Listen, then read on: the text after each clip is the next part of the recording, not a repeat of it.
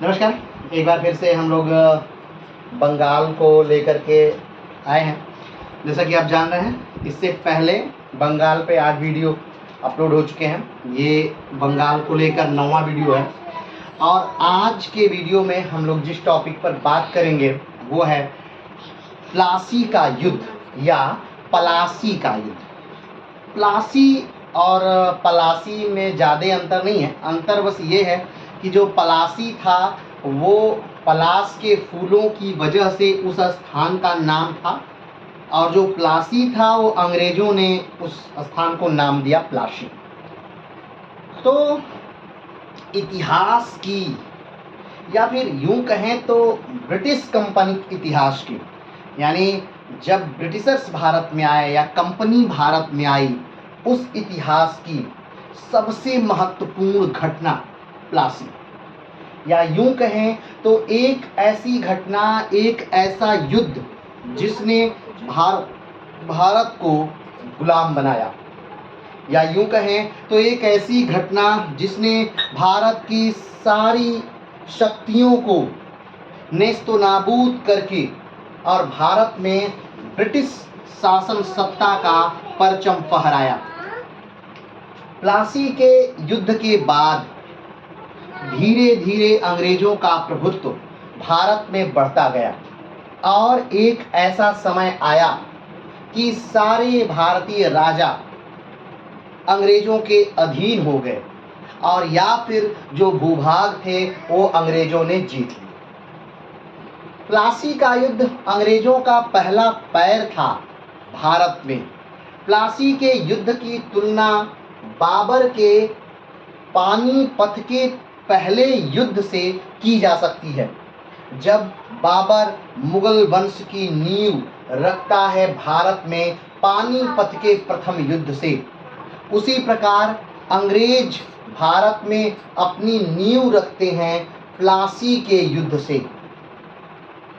बाबर अपनी मुगलिया सल्तनत को मजबूती देता है खानवा के युद्ध से, और खानवा के युद्ध के बाद बाबर भारत में अब वैध हो जाता है, यानी अब ये नहीं कि अब उसे कोई निकाल देगा, अब ये कंफर्म हो गया कि अब बाबर भारत में रहेगा।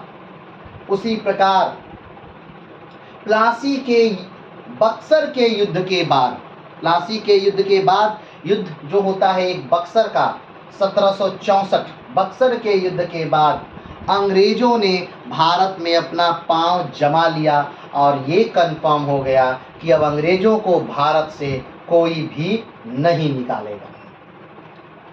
तो ये सारी बातें, या अंग्रेजों का आगमन, अंग्रेजों का भारत में वर्चस्व, अंग्रेजों का भारत में विस्तार, अंग्रेजों को भारत को लूटना, ये सारी बातें एक घटना से जुड़ी हैं और वो है प्लासी की घटना या प्लासी का युद्ध। 1757 प्लासी का युद्ध, 23 जून 1757 प्लासी का युद्ध, जो कि क्लाइव और सिराजुद्दौला के बीच हुआ। सिराजुद्दौला यानी बंगाल का 5वां नवाब। लेकिन इस घटना को हम यहाँ से आज शुरू नहीं करेंगे। इससे पहले के वीडियो में हमने इसे विस्तार से बता दिया है, लेकिन फिर भी एक बार इस घटना को हम उस पीछे की सारी घटनाओं से चलिए जोड़ लेते हैं और विस्तार से इस पूरे बंगाल क्षेत्र को देख लेते हैं कि किस प्रकार से बंगाल मुगलों से स्वतंत्र होता है और धीरे धीरे करके यहाँ पर शासन सत्ता कमजोर होने लगती है और उसका लाभ उठाकर अंग्रेज यहाँ अपना पैर जमा लेते हैं। तो आइए शुरू करते हैं बंगाल। चलिए, आप जानते हैं कि 1707 औरंगजेब की मृत्यु के बाद मुगलिया सल्तनत भारत में कमजोर होने लगी।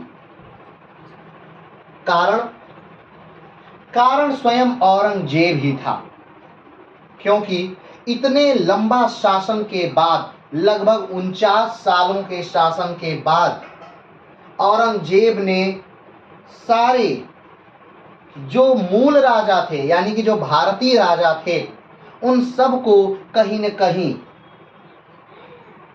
सबसे बैर मोल ले लिया था। चाहे वो सिख साम्राज्य रहा हो, चाहे वो मराठा साम्राज्य रहा हो, चाहे वो अफगान रहे हों, चाहे वो मैसूर रहा हो, चाहे वो राजपूत रहे हों, धीरे धीरे भारत के सारे लोकल राजाओं से, क्षेत्रीय राजाओं से औरंगजेब ने बैर लेना शुरू कर दिया। कहीं धर्म के नाम पर, कहीं उनके आंतरिक मामलों में हस्तक्षेप के नाम पर, और किसी न किसी मामले को लेकर औरंगजेब उन सब को बहुत परेशान करता है और फाइनली सब मुगलिया सल्तनत के दुश्मन बन जाते हैं। ठीक, अब बात आती है कि आखिर औरंगजेब के समय में फिर ये सारे राज्य क्यों नहीं अपने आप को स्वतंत्र कर लिए। तो औरंगजेब के समय में पूरा जो राष्ट्र है या पूरा जो राज्य है वो सब एक केंद्रीय सत्ता द्वारा बंधे हुए थे, केंद्रीय सत्ता मजबूत थी। लेकिन जब औरंगजेब की मृत्यु होती है तो उसके पुत्रों में, उसके जीवित पुत्रों में, औरंगजेब के कई पुत्र औरंगजेब के जीवित रहते ही मर गए थे। तो औरंगजेब की मृत्यु के बाद उसके कई पुत्र उत्तराधिकार का युद्ध लड़ते हैं और जो पुत्र जीवित रहता है और राजा बनता है वो था बहादुर शाह प्रथम। औरंगजेब की मृत्यु के बाद जब बहादुर शाह प्रथम राजा बनता है उत्तराधिकार के युद्ध के बाद, उस समय उसकी आयु लगभग 63 वर्ष की थी, यानी बहादुर शाह जो है वो बूढ़ा हो चला है। उसके पास ढेरों अनुभव हैं, लेकिन उसके पास जीवन जीने के लिए अब समय नहीं है, उसके पास आयु नहीं बची है। उसने बहुत अच्छी नीतियों से सबको एकता के सूत्र में बांधने का प्रयास किया। जो उसके विरोधी भी थे, जिसने उनके भाइयों का भी साथ दिया था, उसने उनको भी क्षमादान दिया तथा ऊंचे पदों पर बैठाया। लेकिन उसके पास, मैंने पहले ही कहा कि समय नहीं था और समय ना होने के कारण उसकी मृत्यु हो जाती है। अब बहादुर शाह की मृत्यु के बाद फिर से उसके बच्चों में उत्तराधिकार का युद्ध होता है। अब सोचिए, एक राज्य, एक साधन, सीमित सेना, सीमित धन और इन्हीं सब के का बंटवारा करके आपसी गृह युद्ध या उत्तराधिकार का युद्ध। तो इससे राज्य क्या होगा? इससे राज्य कमजोर होगा और धीरे धीरे राज्य बंटने लगे, धीरे धीरे मुगलिया सल्तनत अलग होने लगी। औरंगजेब के समय से ही आपने देखा था कि किस प्रकार मराठा साम्राज्य जो है वो अपना अस्तित्व बना रहा था। मराठा अपना अलग राज्य की कल्पना कर रहे थे और शिवाजी ने अपना राज्याभिषेक भी करा लिया था। शिवाजी को कंट्रोल करने के लिए भी औरंगजेब ने कई सूबेदारों को दक्षिण में भेजा और कहीं न कहीं औरंगजेब उसमें कामयाब हुआ और कभी कभी शिवाजी भी उसमें कामयाब हुए। ठीक, लेकिन अब जब औरंगजेब की मृत्यु हो गई है, बहादुर शाह की मृत्यु हो गई है, राज्य अब कमजोर हो गया है, तब कई राज्य और बन रहे हैं और वो भी मुगलिया सल्तनत से अलग हो रहे हैं। ऐसे समय में मुगलिया सल्तनत से जो निकलने वाले राज्य हैं वो 3 प्रकार के राज्य थे। पहला राज्य जिसे उत्तराधिकार वाले राज्य कहा जाता था। उत्तराधिकार वाले राज्य ऐसे राज्यों को कहा जाता था जो कि समय आने पर मुगलिया सल्तनत की सहायता करते थे और मुगलिया साम्राज्य को अपना बड़ा भाई माना करते थे या मानते थे, और वो समय समय पर लगान या दूसरे कर भी मुगलिया सल्तनत को देते रहते थे। ऐसे राज्यों को उत्तराधिकार वाले राज्यों के नाम से जाना जाता था। दूसरे जो राज्य थे उन्हें स्वतंत्र राज्य का दर्जा दिया गया था। उत्तराधिकार वाले राज्यों में कौन कौन से राज्य थे? उत्तराधिकार वाले राज्यों में थे अवध, बंगाल और हैदराबाद। ये राज्य उत्तराधिकार वाले राज्य थे। इन्होंने कभी भी अपनी स्वतंत्रता की घोषणा नहीं की थी। इन्होंने ये नहीं कहा कि मैं स्वतंत्र हूँ, और जब भी जरूरत हुई मुगलिया सल्तनत को उन्होंने सेना और कर, धन दोनों से मुगलिया सल्तनत की सहायता की। हमने बात की दूसरे प्रकार के राज्य जो स्वतंत्र राज्य के तौर पर जाने जाते थे, जैसे में मैसूर, राजपुताना और केरल। स्वतंत्र राज्य का अर्थ था ऐसे राज्य जिन्होंने अपने स्वतंत्रता की घोषणा की और जिन्होंने किसी भी परिस्थिति में मुगलिया सल्तनत की सहायता नहीं की। ऐसे राज्यों को स्वतंत्र राज्य कहा जाता था। जो तीसरे प्रकार के राज्य निकले मुगलिया सल्तनत से वो थे नए राज्य। नए राज्य वो राज्य जो कि विद्रोह करके मुगलिया सल्तनत से अलग हुए थे, उन्हें नए राज्य कहा जाता था। नए राज्यों में थे मराठा, नए राज्यों में पंजाब और जाट थे। तो ये तीन प्रकार के राज्य, उत्तराधिकार वाले राज्य, स्वतंत्र राज्य और नए राज्य, ये तीन प्रकार के राज्य मुगलिया सल्तनत के विघटन के समय निकल रहे थे, स्वतंत्र हो रहे थे। आज हम जिसके बारे में पढ़ने जा रहे हैं वो है बंगाल। अगर हम बात करें कि बंगाल किसे कहते हैं, बंगाल को किस भूभाग को बंगाल कहा जाएगा, तो बंगाल का अर्थ है वर्तमान समय का बांग्लादेश, वर्तमान समय का बिहार, वर्तमान समय का उड़ीसा, वर्तमान समय का झारखंड, वर्तमान समय का आसाम का कुछ भाग, वर्तमान समय का म्यांमार का कुछ भाग, ये सारे भाग मिला करके उस समय बंगाल के नाम से जाना जाता था। बंगाल की अगर बात करें तो बंगाल उस समय विश्व का सबसे ज़्यादा समृद्ध राज्य था।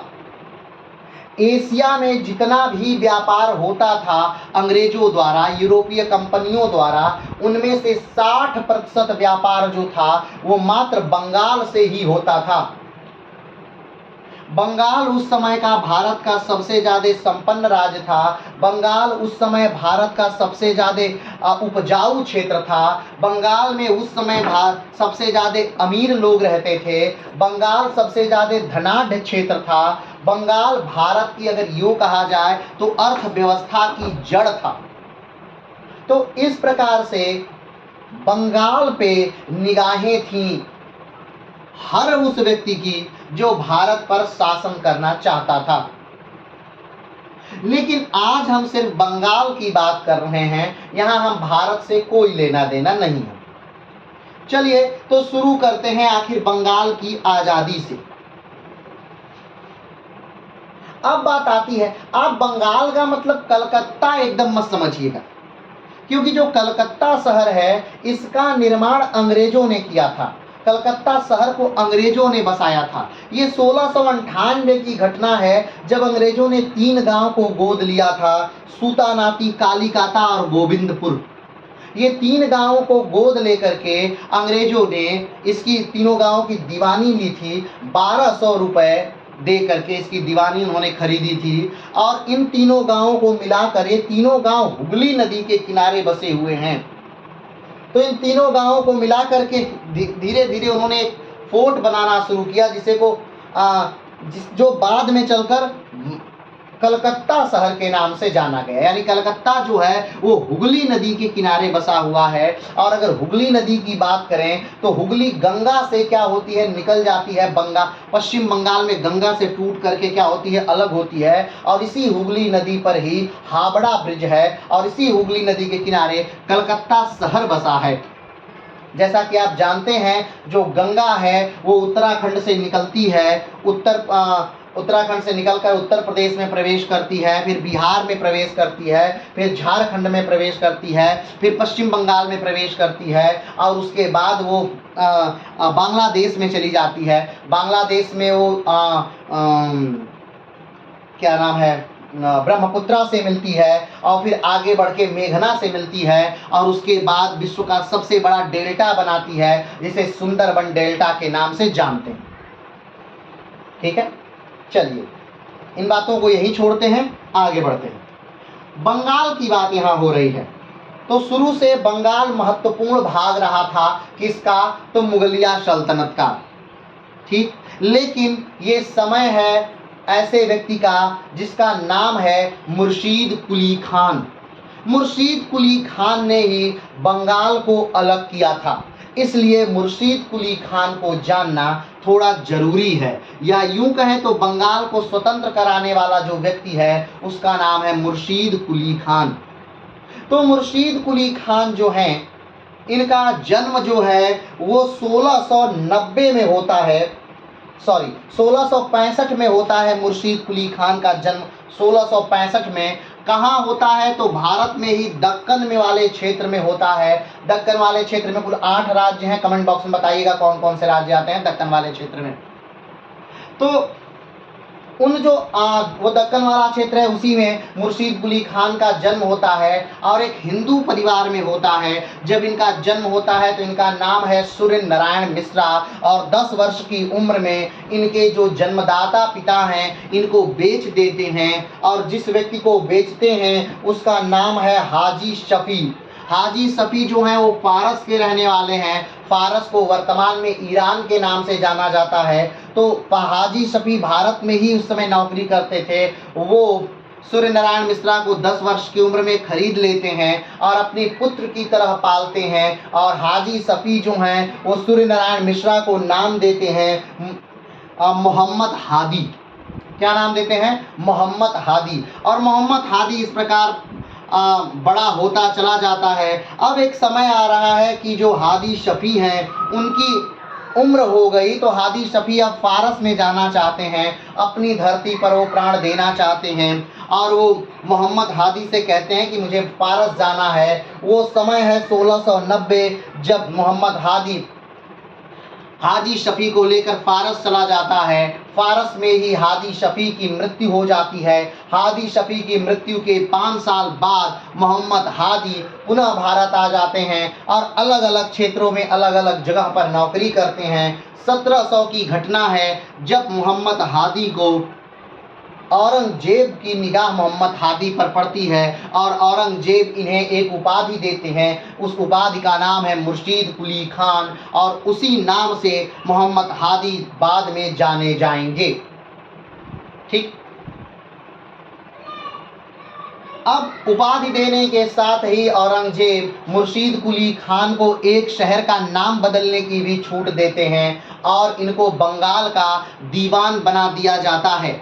बंगाल का दीवान बनाते हैं। उसी कुछ समय बाद 1707 में औरंगजेब की मृत्यु हो जाती है। औरंगजेब का पुत्र मुगलिया सल्तनत का नया बादशाह होता है। वो मुर्शीद कुली खान को बंगाल से हटाकर दक्कन भेज देता है और समय समय पर मुर्शीद कुली खान का यहाँ वहाँ कई जगहों पर परिवर्तन होता है।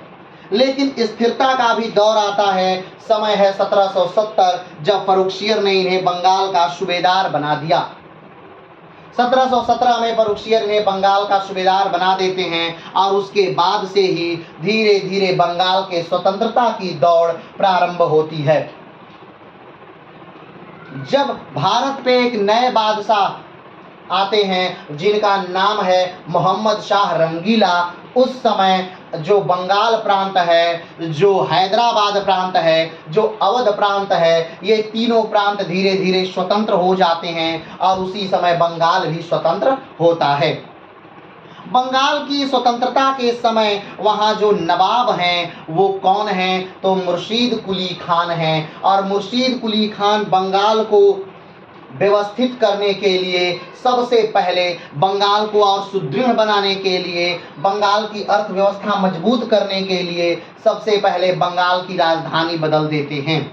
बंगाल के अगर राजधानियों की बात करें तो सबसे पहले बंगाल की राजधानी राजमहल थी, उसके बाद फिर ढाका हुई, उसके बाद फिर मुर्शिदाबाद हुई और उसके बाद फिर मुंगेर होगी। चलिए आगे बढ़ते हैं। अब बंगाल पर शासन है किसका, कौन नवाब है, तो मुर्शीद कुली खान बंगाल के नवाब हैं। और मुर्शीद कुली खान ने बंगाल में कई ज़्यादा बदलाव किए। जब पहला बदलाव अगर देखा जाए तो इन्होंने इजारेदारी प्रथा प्रारंभ की। इजारेदारी प्रथा क्या थी, तो अब तक मुगलिया सल्तनत में जो प्रथा चली आ रही थी वो जागीरदारी प्रथा थी। जागीरदारी प्रथा यानी कि बादशाह द्वारा एक निश्चित व्यक्ति को भूमि दे दी गई थी और उस भूमि पर वो व्यक्ति खेती चाहे जैसे करे, एक निश्चित अमाउंट या निश्चित राशि वो बादशाह के पास भेजेगा और जब वो बादशाह के पास और पुश्त दर पुश्त वो जो जागीरदारी है उसी के पास बनी रहेगी।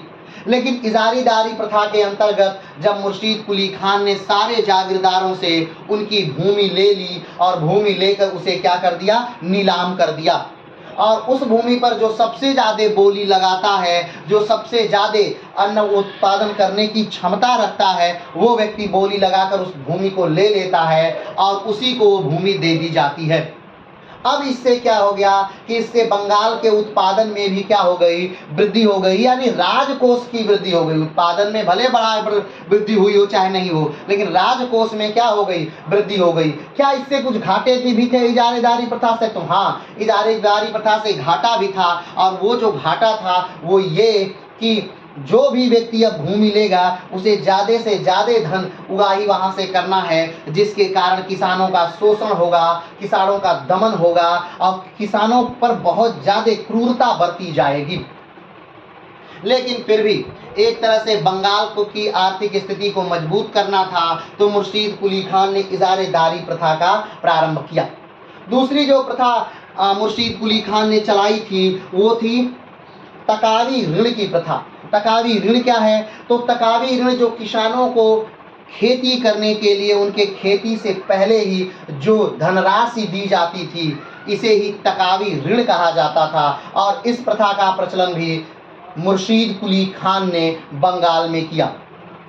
अगर बात करें कि क्या इन चीज़ों से मुर्शीद कुली खान को कोई घाटा हुआ, तो हाँ, जितने भी बंगाल के जागीरदार थे उन्होंने मुर्शीद कुली खान के खिलाफ विद्रोह कर दिया और इस विद्रोह से जो सबसे बड़ा नुकसान था वो ये कि मुर्शीद कुली खान को एक निश्चित सेना के साथ उन सारे जागीरदारों को उनके विद्रोह को दबाना पड़ा। अगर आगे बढ़ें तो हमने पहले ही बताया कि मुर्शीद कुली खान ने राजधानी परिवर्तन कर दिया था। अब उन्होंने ढाका से बंगाल की राजधानी बदल करके मुर्शिदाबाद कर दिया था। ठीक, आगे बात करें तो चुंगी, उन्होंने कहा कि चुंगी अंग्रेजों को भी क्या करना पड़ेगा, देना पड़ेगा, क्योंकि इससे पहले फर्रुखियर का एक फरमान था, उस फरमान के अंतर्गत अंग्रेज अब चुंगी नहीं देते थे। यहाँ तक कि वो दूसरे जो व्यापारी हैं उनको भी दस्तखत जारी कर देते थे, जिससे बाकी व्यापारियों का भी जो सामान था वो पास हो जाया करता था और उनको चुंगी नहीं देना पड़ता था। इस चुंगी ना देने की वजह से बंगाल की अर्थव्यवस्था जो थी वो कहीं ना कहीं कमज़ोर हो रही थी, तो मुर्शीद कुली खान ने सब पर चुंगी लगा दी। अगर अगली बात करें तो सारे जितने अधिकारी थे, जितने भी गवर्नमेंट सर्वेंट थे, सारे लोगों से जो उनको भूमियाँ दी, भूमि उनके तनख्वाह के बदले दी गई थी, वो सारी भूमि उनसे वापस ले ली गई और उसे खालसा भूमि में परिवर्तित कर दिया गया। अगर बात करें कि खालसा भूमि क्या है, तो ऐसी भूमि जो सरकार के डायरेक्ट नियंत्रण में रहती है, जो सीधे सरकार के नियंत्रण में रहती है, उसे खालसा भूमि कहा जाता है। जहां के उत्पादन का पूरा हिस्सा सरकार अपने पास रखती है उसे खालसा भूमि कहते हैं। और खालसा भूमि ज़्यादा होने से सरकार को काफ़ी फायदा होता है, क्योंकि सारा का सारा वहाँ से जो धन प्राप्त होता है वो सरकार के पास आता है। बीच का कोई जो दलाल होता है उसमें कारगर नहीं होता, इसलिए खालसा भूमि किसी राज्य को काफ़ी ज़्यादा ताकतवर बनाती है। चलिए आगे अगर हम बात करें तो इसी हिसाब से ये चलते रहे। कौन चलता रहा? तो मुर्शीद कुली खान। लेकिन आप जानते हैं कि एक समय ऐसा आता है जब हर राज्य का क्या होता है? पतन होता है। हर राज्य को उत्थान के बाद एक पतन अनिवार्य तौर पर इतिहास में हमेशा आपको देखने को मिलेगा। जैसे आपने देखा, कभी खिलजी वंश अपने उत्थान पे था, फिर कभी पतन हुआ, कभी लोधी वंश अपने उत्थान पे था, फिर पतन हुआ, कभी मुगल वंश अपने उत्थान पर था तो पतन हुआ। ऐसे ही हर उत्थान के बाद पतन और हर पतन के बाद उत्थान आता ही आता है।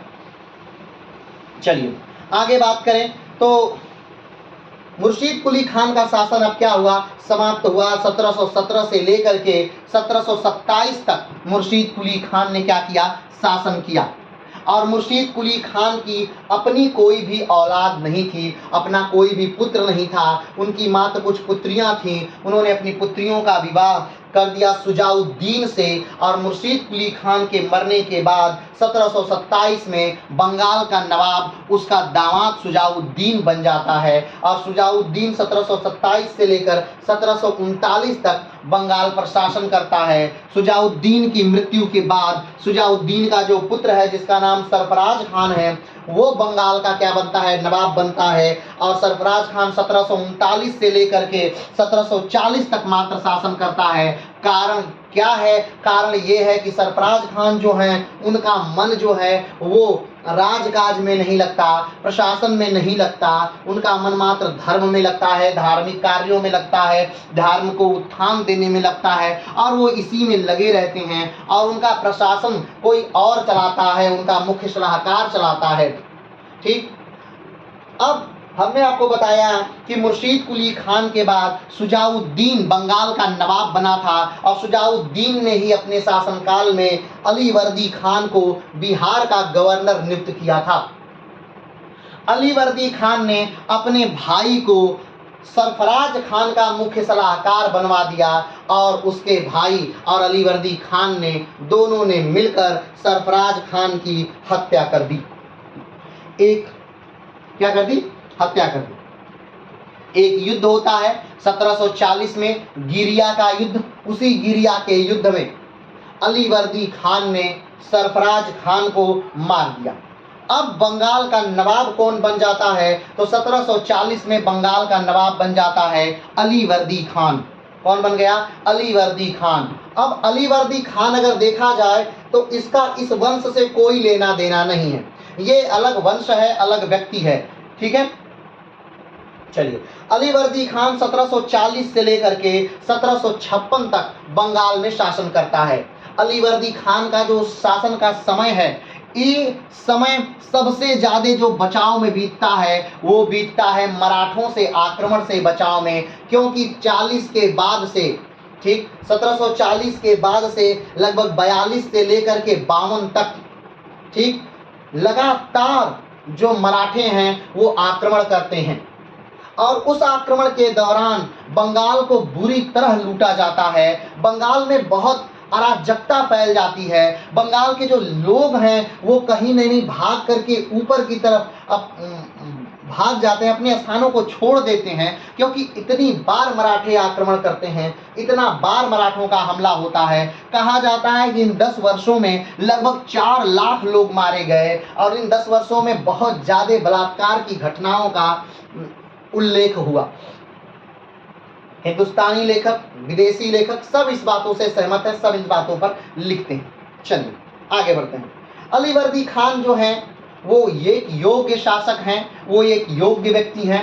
और जब वो देखते हैं कि बंगाल पर मराठों का आक्रमण नहीं रुक रहा है, तब वो रघुजी भोसले से एक समझौता करते हैं। ये घटना है 51 की, 1751 में रघुजी भोसले से एक समझौता होता है। और उस समझौते के तहत उड़ीसा की दीवानी मराठों को पूरी तरह से दे दी जाती है। एक वहां पर अपना व्यक्ति राजा बना नियुक्त करके, उस व्यक्ति का नाम बताइएगा जिसको उड़ीसा में नियुक्त किया गया था मराठों से समझौते के बाद। और बाद में 52 में उस व्यक्ति को मार करके मराठों ने अपना पूरा उड़ीसा पर अपना कब्जा कर लिया, पूरे उड़ीसा की दीवानी ले ली। उस व्यक्ति का नाम कमेंट बॉक्स में बताइएगा। चलिए आगे बढ़ते हैं। तो अब इस सिचुएशन को पूरी तरह से संभालते हैं कहीं ना कहीं अलीवर्दी खान। लेकिन ये जो वर्दी अटैक है, वर्दी क्या, ये मराठों की सेनाओं में कुछ भाड़े के लोग रहते थे जिन्हें वर्दी कहते थे। इनका आक्रमण इतना तेज होता था कि उससे बचना या उसे रोकना बड़ा ही मुश्किल था, बहुत ही कठिन था। तो इसलिए भी इनसे समझौता किया गया और ये बार बार आक्रमण करते थे। लगभग तुमने बताया कि 10 सालों तक लगातार आक्रमण हुआ। तो अलीवर्दी खान के समय की जो ये मुख्य घटना थी वो यही थी। कहीं अलीवर्दी खान के समय में सिराजुद्दौला जो है, सिराजुद्दौला, इन्होंने भी क्या किया, कई बार विद्रोह किया। अलीवर्दी खान के खुद के सैनिकों ने, पठान सैनिकों ने भी पटना पर कुछ समय के लिए अधिकार कर लिया। तो अलीवर्दी खान को अपने लोगों से के साथ साथ, यूरोपियों के साथ साथ मराठों से भी निपटना था और कहीं न कहीं अलीवर्दी खान ने बहुत बेहतरीन ढंग से इन सब के साथ तालमेल बिठाकर चली। अगर बात करें कि अलीवर्दी खान ने यूरोपियों को सबसे पहले समझा था और एक स्टेटमेंट दिया था अलीवर्दी खान ने कि ये यूरोपियों को अगर आप बेहतरीन ढंग से कंट्रोल कर सकते हैं तो ये आपको शहद देंगे, लेकिन अगर आप कंट्रोल नहीं कर पाएंगे तो ये आपको डंक से मार मार कर मार डालेंगे। ठीक, चलिए यहाँ पर अलीवर्दी का भी शासनकाल समाप्त होता है और समय है 1756। ने पहले बताया मुर्शीद कुली खान 1717 से लेकर के 1727, उसके बाद सुजाउद्दीन 1727 से लेकर 1739, उसके बाद सरफराज खान 1739 से लेकर 1740, उसके बाद अलीवर्दी खान 1740 से लेकर 1756। अब बात आती है अलीवर्दी खान की। लेकिन अलीवर्दी खान 1740 से 1756 तक जो शासन करते हैं, इनका भी अपना कोई पुत्र नहीं था, मात्र इनकी भी 3 पुत्रियां थीं और अलीवर्दी खान ने एक ही विवाह किया था। उस समय के नवाबों के विपरीत जब नवाबों में होड़ लगी रहती थी विवाह का, तब अलीवर्दी खान ने मात्र एक विवाह किया और उसी विवाह से इनकी 3 पुत्रियां हुई। उनका नाम था घसीटा बेगम, मैमुना बेगम और अमीना बेगम। ठीक, घसीटा बेगम जो मुर्शिद अलीवर्दी खान की जो पुत्री थी, इनका विवाह नवाजिश मोहम्मद से हुआ जो कि ढाका के गवर्नर थे। दूसरा मैमुना बेगम जो उनकी दूसरी पुत्री थी, उनका विवाह जो था उस सैयद अहमद से हुआ जो पूर्णिया के गवर्नर थे। और तीसरी जो पुत्री हैं अमीना बेगम, इनका विवाह जो हुआ वो जैनुद्दीन अहमद से हुआ जो कि पटना के गवर्नर थे।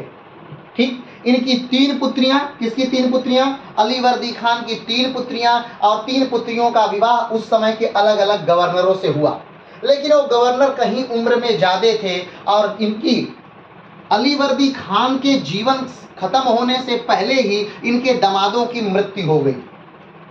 लेकिन घसीटा बेगम जो थी उनकी अपनी कोई संतान नहीं थी। मैमुना बेगम की एक संतान थी शौकत जंग और अमीना बेगम के 3 पुत्र थे, सिराजुद्दौला, इकरामुद्दौला और मिर्जा मेहंदी। ठीक, अब अलीवर्दी खान को चुनना है कि वो गद्दी पर किसको बैठाएंगे। अलीवर्दी खान गद्दी पर किसको बैठाएंगे, अपनी 3 पुत्रियों को बैठाएंगे या उन पुत्रियों के पुत्रों को बैठाएंगे, वो अपनी गद्दी पर गद्दी किसको सौंपेंगे। और अलीवर्दी खान ने डिसीजन लिया कि मेरे मरने के बाद मेरा जो उत्तराधिकारी होगा वो होगा सिराजुद्दौला।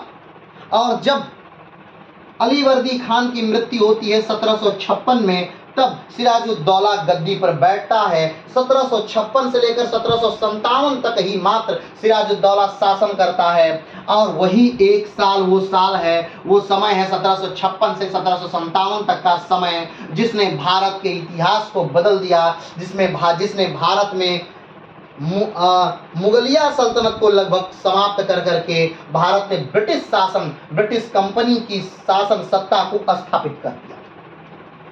तो अब गद्दी पर कौन बैठ गया, गद्दी पर बैठ गया सिराजुद्दौला। अब सिराजुद्दौला के अलीवर्दी खान क्या है, नाना है। सिराजुद्दौला के क्या है, नाना है। अब आप सोचिए सिराजुद्दौला गद्दी पर बैठ गए तो क्या इनका कोई प्रतिद्वंदी नहीं होगा, स्वाभाविक बात है इनका प्रतिद्वंदी होगा। तो इनके प्रतिद्वंदी कौन होंगे, तो स्वयं इनकी जो मौसी हैं घसीटा बेगम, इनकी प्रतिद्वंदी हुई। स्वयं जो शौकत जंग हैं, जो मैमुना बेगम के लड़के हैं, इनके प्रतिद्वंदी हुए। और अंग्रेज तो इनके प्रतिद्वंदी थे ही, क्योंकि अंग्रेज पहले से ही बस मौका ढूंढ रहे थे कि किसी प्रकार हमें हस्तक्षेप करने का, बंगाल में अपनी टांग अड़ाने का मौका मिले, और वो मौका मिल गया सिराजुद्दौला के माध्यम से। क्यों? क्योंकि सिराजुद्दौला जब बंगाल का नवाब बनता है तब घसीटी बेगम इनके विरोध में खड़ी हो जाती हैं, शौकत जंग इनके विरोध में खड़े हो जाते हैं। और एक कहीं न कहीं ये दोनों लोग जब खड़े हो रहे हैं तो इनको सहायता कौन दे रहा है? तो इनको सहायता दे रहे हैं अंग्रेज। इनको सहायता कौन दे रहे हैं? अंग्रेज। ठीक है, चलिए आगे बढ़ते हैं। अब सिराजुद्दौला कहां बैठ गए हैं? गद्दी पर बैठ गए हैं। ठीक है, सिराजुद्दौला क्या कहां बैठ गए? गद्दी पर बैठ गए हैं।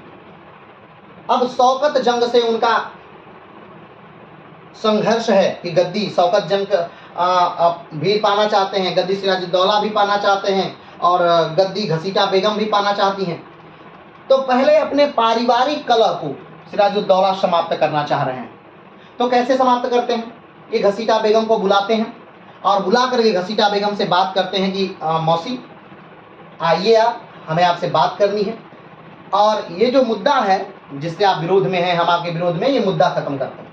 घसीटा बेगम जब आती हैं तो घसीटा बेगम को कैद कर लिया जाता है, और इस प्रकार से उन्होंने अपने एक प्रतिद्वंदी को क्या कर दिया? समाप्त कर दिया। ठीक है, एक प्रतिद्वंदी को क्या कर दिया? समाप्त कर दिया। पूरी तरह से एक प्रतिद्वंदी क्या हो गया? समाप्त हो गया। आगे बढ़ते हैं। दूसरा, शौकत जंग। अब शौकत जंग से युद्ध हुआ। किसका शौकत जंग से युद्ध हुआ? शौकत जंग से युद्ध हुआ सिराजुद्दौला का। सिराजुद्दौला का शौकत जंग से क्या होता है? युद्ध होता है। अब बात आती है कि जब सिराजुद्दौला से शौकत जंग युद्ध कर रहे हैं, उसी समय अंग्रेजों ने कलकत्ता पर चढ़ाई कर दी और कलकत्ता को कब्जे में ले लिया। ध्यान दीजिएगा, जब अपने एक घर के ही अपने मौसी के बेटे शौकत जंग से सिराजुद्दौला संघर्ष कर रहे हैं, युद्ध कर रहे हैं, उसी समय आक्रमण करते हैं अंग्रेज कलकत्ता पर, और कलकत्ता पर कब्जा कर लेते हैं। लेकिन जो सिराजुद्दौला हैं वो बड़े आराम से शौकत जंग को हरा देते हैं और शौकत जंग को मार देते हैं। ठीक, मार भी दिए शौकत जंग को। अब एक तरह से देखिए तो सिराजुद्दौला ने अपना पारिवारिक कलह, गद्दी पे मैं बैठूंगा, जो पारिवारिक होड़ थी उसे क्या कर दिया? पूरी तरह समाप्त कर दिया। ठीक, अब इनको आक्रमण करना है कहां? अब सिराजुद्दौला को आक्रमण करना है बंगाल पर। बंगाल पर मतलब कि कलकत्ता पर, जहां पर अंग्रेजों ने अपना अधिकार जमाया हुआ है। अब कलकत्ता पर आक्रमण होता है। ठीक, कलकत्ता पर भी जब आक्रमण हो रहा है तो उस समय अंग्रेजों का ध्यान जो है कलकत्ता पर उतना है नहीं, उनका ध्यान दक्षिण में है, क्योंकि उसी समय 7 ईयर कर्नाटिक वार चल रही है। जहां जहां भी फ्रांसीसी और अंग्रेजों की कॉलोनियां हैं, यानी जैसे जिस देश में, हर उस जगह पर, यानी फ्रांस से और इंग्लैंड से युद्ध हो रहा है। तो भारत में भी दोनों हैं। याद करिएगा कि सबसे पहले पुर्तगाली आए, ये इसे एक बार देख लीजिए, PDEF। सबसे पहले पुर्तगाली भारत में आए, फिर उसके बाद डच भारत में आए, फिर उसके बाद इंग्लैंड यानी अंग्रेज भारत में आए, और फिर उसके बाद फ्रांसीसी भारत में आए। ठीक, तो ये सारी व्यापारी भारत में एक क्रम में आए हैं। उस क्रम को ध्यान रखिएगा। पहले कौन आया? पहले पुर्तगाली आए, फिर डच आए, फिर इंग्लैंड आया, फिर उसके बाद फ्रेंच आया। तो फ्रेंच की कॉलोनी कहां है? भारत में भी फ्रेंचों की कॉलोनियां हैं। तो जो आंध्रा वाला भाग है, जो तटवर्ती क्षेत्र हैं, वहां इंग्लैंड और फ्रेंच लड़ रहे हैं। उसी को कर्नाटिक वार के नाम से। कर्नाटिक वार का मतलब कर्नाटक में होने वाला कोई वार नहीं है, वो जो तटवर्ती राज्य है आंध्रा का भाग, उस क्षेत्र को अंग्रेज कर्नाटिक कहते थे। तो वहां पर युद्ध हो रहा है। अब अंग्रेजों का पूरा ध्यान उस कर्नाटिक वार में है, फ्रांस से युद्ध में है, इसलिए वो कलकत्ता पर उतना ध्यान नहीं दे पाते हैं और बड़े आराम से सिराजुद्दौला 16 जून 1756 पर कलकत्ता पर क्या कर लेते हैं, अधिकार कर लेते हैं। कलकत्ता पर क्या कर लेते हैं, अधिकार कर लेते हैं। कलकत्ता में अधिकार किए और मानिक चंद नामक एक व्यक्ति को, मानिक चंद नामक एक व्यक्ति को कलकत्ता उनको सौंप दिया। इसी समय कलकत्ता में एक घटना घटती है जिसे ब्लैक होल की घटना कहते हैं। अब ब्लैक होल की घटना क्या है, तो कहा जाता है कि 146 लोगों को, 146 अंग्रेजों को 18 गुणे 14 फीट के एक कमरे में क्या कर दिया गया, बंद कर दिया गया। और वो कमरा मात्र 3 व्यक्तियों के लिए बनाया गया था।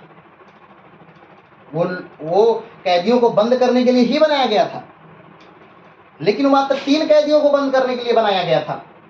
लेकिन उसमें 146 लोगों को ठूंस करके 18 गुणे 14 फीट के कमरे में बंद कर दिया गया और रात भर वो लोग उसमें रहे। और कहा जाता है, ये कौन कहता है, तो ये बातें जो है वो हॉलवेल कहते हैं।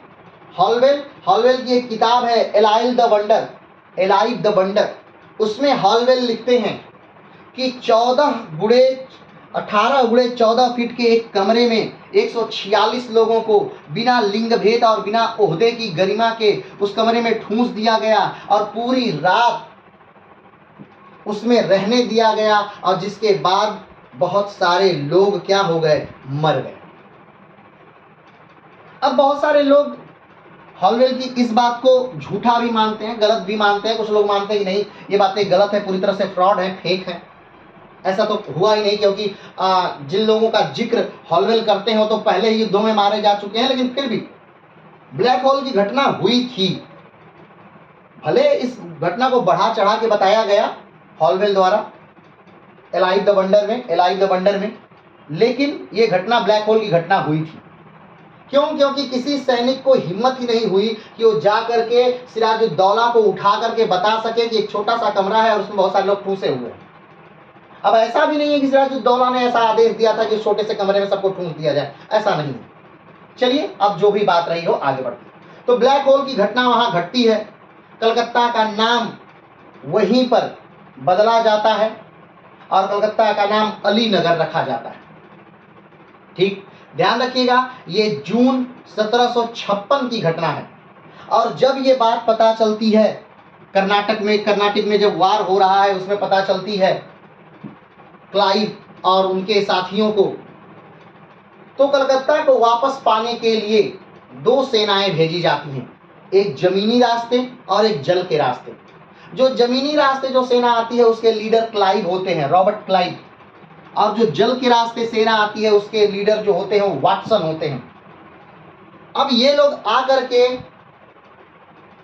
जो मानिक चंद हैं, जो कलकत्ता के व्यक्ति हैं मानिक चंद, उन्हें पैसे का लालच देते हैं कि हम आपको बहुत सारा धन देंगे और उसके बदले आप हमें कलकत्ता दे दीजिए, अंग्रेजों से मिल जाइए। और मानिक चंद यही करते हैं, मानिक चंद कलकत्ता अंग्रेजों को सौंप देते हैं और अंग्रेजों से मिल जाते हैं। अब ये सीधे 1 साल बाद की घटना है, ये सीधे कब की घटना है, 1 साल बाद, यानी ये घटना है 1757 जनवरी की। ये घटना कब हो रही है, 1756 जून में सिराजुद्दौला कलकत्ता को जीतते हैं और 1757 जनवरी में पुनः क्लाइव कलकत्ता को क्या कर लेते हैं, जीत लेते हैं। लेकिन ध्यान रखिएगा, क्लाइव यानी अंग्रेज अभी नवाब से सीधे टकराव से, सीधे सैनिकों के सैनिक से युद्ध से बचते हैं, क्योंकि जब क्लाइव आ रहे हैं यानी बंगाल में आए हैं तो उनके पास मात्र 300 सैनिक हैं, इसलिए क्लाइव कोई युद्ध नहीं लड़ते। लेकिन क्लाइव क्या करते हैं, तो वो लोगों को अपनी तरफ मिलाते हैं। कौन से लोगों को, तो उन लोगों को जो कि कहीं न कहीं सिराजुद्दौला से बैर रखते हैं या स्वयं नवाब बनना चाहते हैं या सिराजुद्दौला का धन पाना चाहते हैं। ऐसे सारे लोगों को जो है वो क्लाइव क्या कर लेता है, अपने में जोड़ लेता है। ये कौन लोग थे, तो ये लोग थे मीर जाफर, जो सिराजुद्दौला का सेनापति है राय दुर्लभ, मानिक चंद जिनसे कलकत्ता लिया गया, अमीन चंद, जगत सेठ, खादिम खान, ये सारे लोगों को क्लाइव धीरे धीरे लालच दे करके जोड़ लेते हैं। अमीन चंद तो वो आदमी हैं जिन्होंने ये भी ये कहा अंग्रेजों से कि देखिए, जब सिराजुद्दौला को आप हराएंगे तो बंगाल में जितना भी धन होगा उसका आधा धन मैं ले लूंगा और उसके अलावा मुझे 30 लाख रुपए और चाहिए। अब अंग्रेज अंतः मन से तो नहीं मानते हैं, लेकिन ऊपरी दिखावे मन से वो क्या करते हैं, मान जाते हैं। वो कहते हैं ठीक है, चलिए बहुत अच्छा है, हम आपको देंगे। तो जब संधि पत्र बनता है, अब ये सारी बातें बस मुंहजबानी तो होगी नहीं, तो संधि पत्र तैयार होता है। और जब संधि पत्र तैयार होता है तो दो संधि पत्र तैयार होता है। पहला जो संधि पत्र है वो वास्तविक संधि पत्र है और दूसरा जो संधि पत्र है वो जाली संधि पत्र है। जो वास्तविक संधि पत्र है वो सफेद कलर का है और जो जाली संधि पत्र है वो लाल कलर का है। अब जो जाली संधि पत्र है उस पर वाटसन सिग्नेचर करने से मना कर देते हैं, कहते हैं नहीं, मैं इस जाली संधि पत्र पर सिग्नेचर नहीं करूंगा। तो उस जाली संधि पत्र पर वाटसन का सिग्नेचर भी क्लाइव करता है। अब देखिए, जाली संधि पत्र पर जाली सिग्नेचर, ठीक। तो जाली संधि पत्र जो है वो भेजा जाता है अमीन चंद के पास कि भाई ये है जाली संधि पत्र, अरे ये है संधि पत्र और इस पे आप सिग्नेचर करिए। अमीन चंद उसे पढ़ते हैं और सारी मन की बात उनकी लिखी हुई है वो तुरंत सिग्नेचर कर देते हैं और वो अंग्रेजों का साथ देने के लिए तैयार हो जाते हैं। लेकिन ध्यान दीजिए, बाद में होता क्या है अमीन चंद के साथ। बाद में वाटसन और क्लाइव मिल करके अमीन चंद को मार देते हैं और अमीन चंद के हाथों कुछ नहीं लगता। चल, अब जब कलकत्ता कब्जे में आ गया, किसके कब्जे में आ गया, क्लाइव के कब्जे में आ गया, और धीरे धीरे क्लाइव ने सिराजुद्दौला के सारे लोगों को अपनी तरफ करना शुरू कर दिया। तो कहीं ना कहीं क्लाइव का पक्ष क्या है, मजबूत हो रहा है। तब उस समय क्लाइव और सिराजुद्दौला के बीच एक संधि होती है 9 फरवरी 1757 को। 9 फरवरी 1757 को एक संधि होती है जिसे अलीनगर की संधि कहते हैं। और इस संधि के अंतर्गत बहुत सारी शर्तें और नियम लिखे जाते हैं, जिसको पिछली वीडियो में बड़े विस्तार से डाला गया था, आप उसे देख लीजिएगा, ठीक है। अब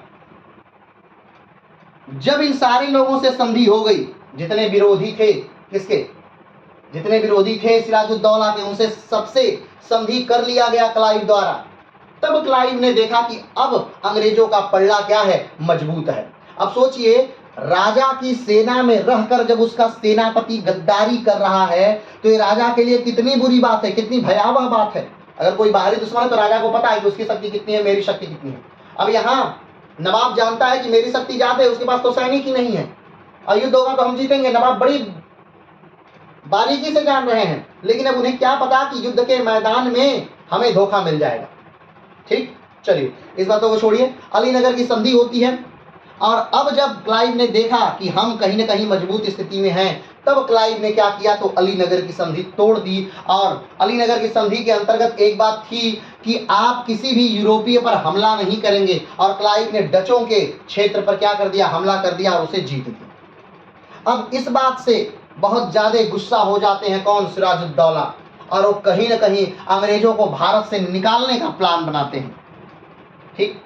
अब दोनों सेनाएं आकर के खड़ी होती हैं, कहां पर, पलासी के मैदान में। ध्यान रखिएगा, पलासी दोनों एक ही है, बस नाम का थोड़ा अंतर है, उसे आप आज समझ लेंगे। पलासी का मैदान है, वहां आकर खड़ी होती हैं। और ये जो युद्ध होगा, ये युद्ध अंग्रेज अपने दम पर नहीं लड़ते हैं, ये युद्ध मात्र गद्दारी का युद्ध है। ये युद्ध एक तरह से कूटनीति है, चाल है, इसे युद्ध नहीं कहा जा सकता, क्योंकि इस युद्ध में कोई लड़ाई नहीं हुई। इस युद्ध में बस धोखा हुआ, कुछ लोगों ने अपने नवाब को धोखा दिया। ये उस धोखे की कहानी है, ये किसी युद्ध की कहानी नहीं, ठीक। चलिए, तो दोनों सेनाएं आमने सामने अब खड़ी हो गई हैं, अब युद्ध हो रहा है, क्या होगा? युद्ध होगा। लेकिन आप तो जानते हैं कि पहले से ही जो मीर जाफर हैं, जो सेनापति हैं सिराजुद्दौला के, वो बिके हुए हैं। जो राय दुर्लभ हैं ये बिके हुए हैं। जो मानिक चंद हैं बिके हुए हैं। जो खादिर खां हैं बिके हुए हैं। जगत सेठ जो हैं बिके हुए हैं। अमीन चंद जो हैं बिके हुए हैं। ये सब लोग जब बिके हुए हैं तब युद्ध कहाँ होगा? तो चलिए फिर भी आइए, अब हम अपने आज के टॉपिक पर आ चुके हैं। प्लासी का युद्ध। दोनों सेनाएं आमने सामने हैं। एक तरफ है अंग्रेजों की सेना और दूसरी तरफ है नवाब सिराजुद्दौला की सेना। एक तरफ की सेना को लीड कर रहे हैं क्लाइव और वाटसन और दूसरी तरफ की सेना को लीड कर रहे हैं सिराजुद्दौला। चलिए, समय है प्लासी समय है 23 जून 1757। युद्ध जो हो रहा है वो क्लाइव और सिराजुद्दौला के बीच हो रहा है। स्थान है प्लासी का मैदान। कहां पर है प्लासी? तो बंगाल में है। ठीक, चल प्लासी का नाम किस तरह पड़ा? पहले पॉइंट पर हम बात करते हैं कि प्लासी का नाम किस तरह पड़ा। तो ध्यान दीजिए, जो प्लासी है, आप वो जो स्थान है वहां पर एक तरह का पेड़ होता था जिसे पलास कहते थे। उसी पलास के पेड़ों की वजह से, उस पलास के पौधों की वजह से उस स्थान विशेष का नाम पलासी पड़ गया। पलासी। ठीक, उनसे जो फूल होता है उन फूलों से गुलाल बनाया जाता है और होली में या अन्य पर्वों पर या अन्य जगह उन गुलालों का प्रयोग किया जाता था। ठीक, यही मूल उद्देश्य था उस पलास का उपयोग था ये। तो इसीलिए उस स्थान को क्या कहते थे? पलासी कहते थे। लेकिन अंग्रेजों ने इस पलासी को क्या नाम दे दिया? तो दे दिया प्लासी। क्या दे दिया? प्लासी नाम दे दिया। ठीक, चल आगे बढ़ते हैं कि प्लासी कहाँ है। दूसरा पॉइंट, प्लासी कहाँ है? तो प्लासी का मैदान बंगाल में है। बंगाल पूरा बड़ा क्षेत्र हो गया। बंगाल में कहाँ? बंगाल के 24 परगना जिले, भागीरथी नदी के तट पर यह प्लासी का मैदान है। वर्तमान में प्लासी नदिया जिले में पड़ता है। पश्चिम बंगाल का एक डिस्ट्रिक्ट है नदिया। वर्तमान में जो प्लासी का मैदान है उसी नदिया डिस्ट्रिक्ट में, पश्चिम बंगाल के नदिया डिस्ट्रिक्ट में प्लासी आज पड़ता है, वर्तमान समय में पड़ता है। प्लासी का मैदान मुर्शिदाबाद से कुछ ही दूरी पर है। जो मुर्शिदाबाद राजधानी थी उस समय, किसकी? सिराजुद्दौला की जो राजधानी थी मुर्शिदाबाद, उससे कुछ ही दूर था क्या? प्लासी। चलिए आगे बढ़ते हैं। प्लासी का युद्ध जब प्रारंभ होता है तब मीर जाफर अपनी सेना की टुकड़ी के साथ खड़ा रहता है। अब ध्यान दीजिए, प्लासी का युद्ध शुरू हो गया और मीर जाफर सिराजुद्दौला के बगल में खड़ा है और वो सिराजुद्दौला को क्या कर रहा है? वो बार बार सिराजुद्दौला को बोल रहा है कि हमारी सेनाएं हार जाएंगी, अंग्रेजों की सेनाएं मजबूत हैं, अंग्रेजों के पास बहुत ज़्यादा बंदूक है, अंग्रेजों के पास अच्छी तोपखाना है, अंग्रेजों के सैनिक नियंत्रित हैं, कुशल हैं, योग्य हैं। यानी अपने नवाब को बार बार डिमोरलाइज कर रहा है, हतोत्साहित कर रहा है, बार बार। कौन? मीर जाफर। कौन कर रहा है हतोत्साहित? मीर जाफर। किसको? सिराजुद्दौला को। किसको कर रहा है? सिराजुद्दौला को। ठीक, और अपनी सेना को ये लड़ाई का, मीर जाफर अपनी सेना को लड़ाई का आदेश नहीं देता है। युद्ध हो रहा है, युद्ध चल रहा है और मीर जाफर की सेनाएं खड़ी हैं। ठीक, खादिर खान की सेनाएं खड़ी हैं। मात्र कुछ लोग इस युद्ध में लड़ रहे हैं। चलिए, वह युद्ध में प्रतिभाग नहीं करता है। प्लासी का युद्ध शुरू हो रहा है, लोग लड़ रहे हैं, कट रहे हैं, मर रहे हैं, लेकिन मीर जाफर अपनी सेना लेकर के खड़ा है। और जब ये घटनाएं देख रहा है कौन? सिराजुद्दौला, तो उसे पता चल गया कि मेरे जो ये सिपहसालार हैं, मेरे जो ये सेनापति हैं, ये सब क्या किए हैं? ये गद्दारी क्या किए हैं। लेकिन सिराजुद्दौला के दो सेनापति ऐसे और थे जो लड़ रहे थे, जो युद्ध का रुख भी बदल चुके थे। अब ऐसा लग रहा था कि सिराजुद्दौला जीत जाएगा। रॉबर्ट क्लाइव भाग करके जाकर झाड़ियों में छिप रहा था, लेकिन कुछ ही देर में फिर से युद्ध का माहौल बदल जाता है। चलिए आगे बढ़ते हैं। प्लासी का युद्ध जब प्रारंभ होता है तब मीर मदान और मोहन सिंह, ध्यान रखिए ये वो दो नाम हैं, ये वफादार वो दो नाम हैं जो प्लासी के युद्ध में लड़े। और मीर बदान और मोहन सिंह जब तक जिंदा रहे लग रहा था कि युद्ध सिराजुद्दौला जीत जाएगा और क्लाइव हार जाएगा। क्लाइव को भाग करके झाड़ियों में छिपना पड़ा। मीर बदान और मोहन सिंह इस हिसाब से लड़ रहे थे। पूरा जो युद्ध था वो नवाब के पक्ष में था, सिराजुद्दौला के पक्ष में था। लेकिन जैसे ही बहुत वीरता से लड़ते रहे, एक समय ऐसा आता है जब क्लाइव को झाड़ियों में छुपना पड़ता है, लेकिन उसी समय मीर मदान की मृत्यु हो जाती है। इस घटना से डरकर सिराजुद्दौला मैदान छोड़कर भाग जाता है। मीर मदान की क्या हो गई? मृत्यु हो गई। मीर मदान और मोहन सिंह दोनों लड़ रहे हैं। ध्यान रखिएगा, बाकी जो सेनापति हैं वो क्या कर दिए? हथियार डाल चुके हैं। हथियार डाल चुके मतलब वो खड़े हैं, उनकी सेनाएं नहीं लड़ रही हैं, आक्रमण वो कर ही नहीं रही है, वो बस नजारा देख रहे हैं युद्ध का, क्योंकि वो पहले से ही अंग्रेजों से डील कर चुके हैं कि भाई हम नहीं लड़ेंगे, हम आपकी तरफ हैं। ठीक, अब 50,000 की सेना लेकर आए हैं सिराजुद्दौला, लेकिन उनके सैनिक बस कुछ मात्र सैनिक लड़ रहे हैं। किसके नेतृत्व में? मीर मदान और मोहन सिंह के नेतृत्व में। लेकिन ये थोड़े सैनिक भी भारी पड़ रहे हैं। किस पर?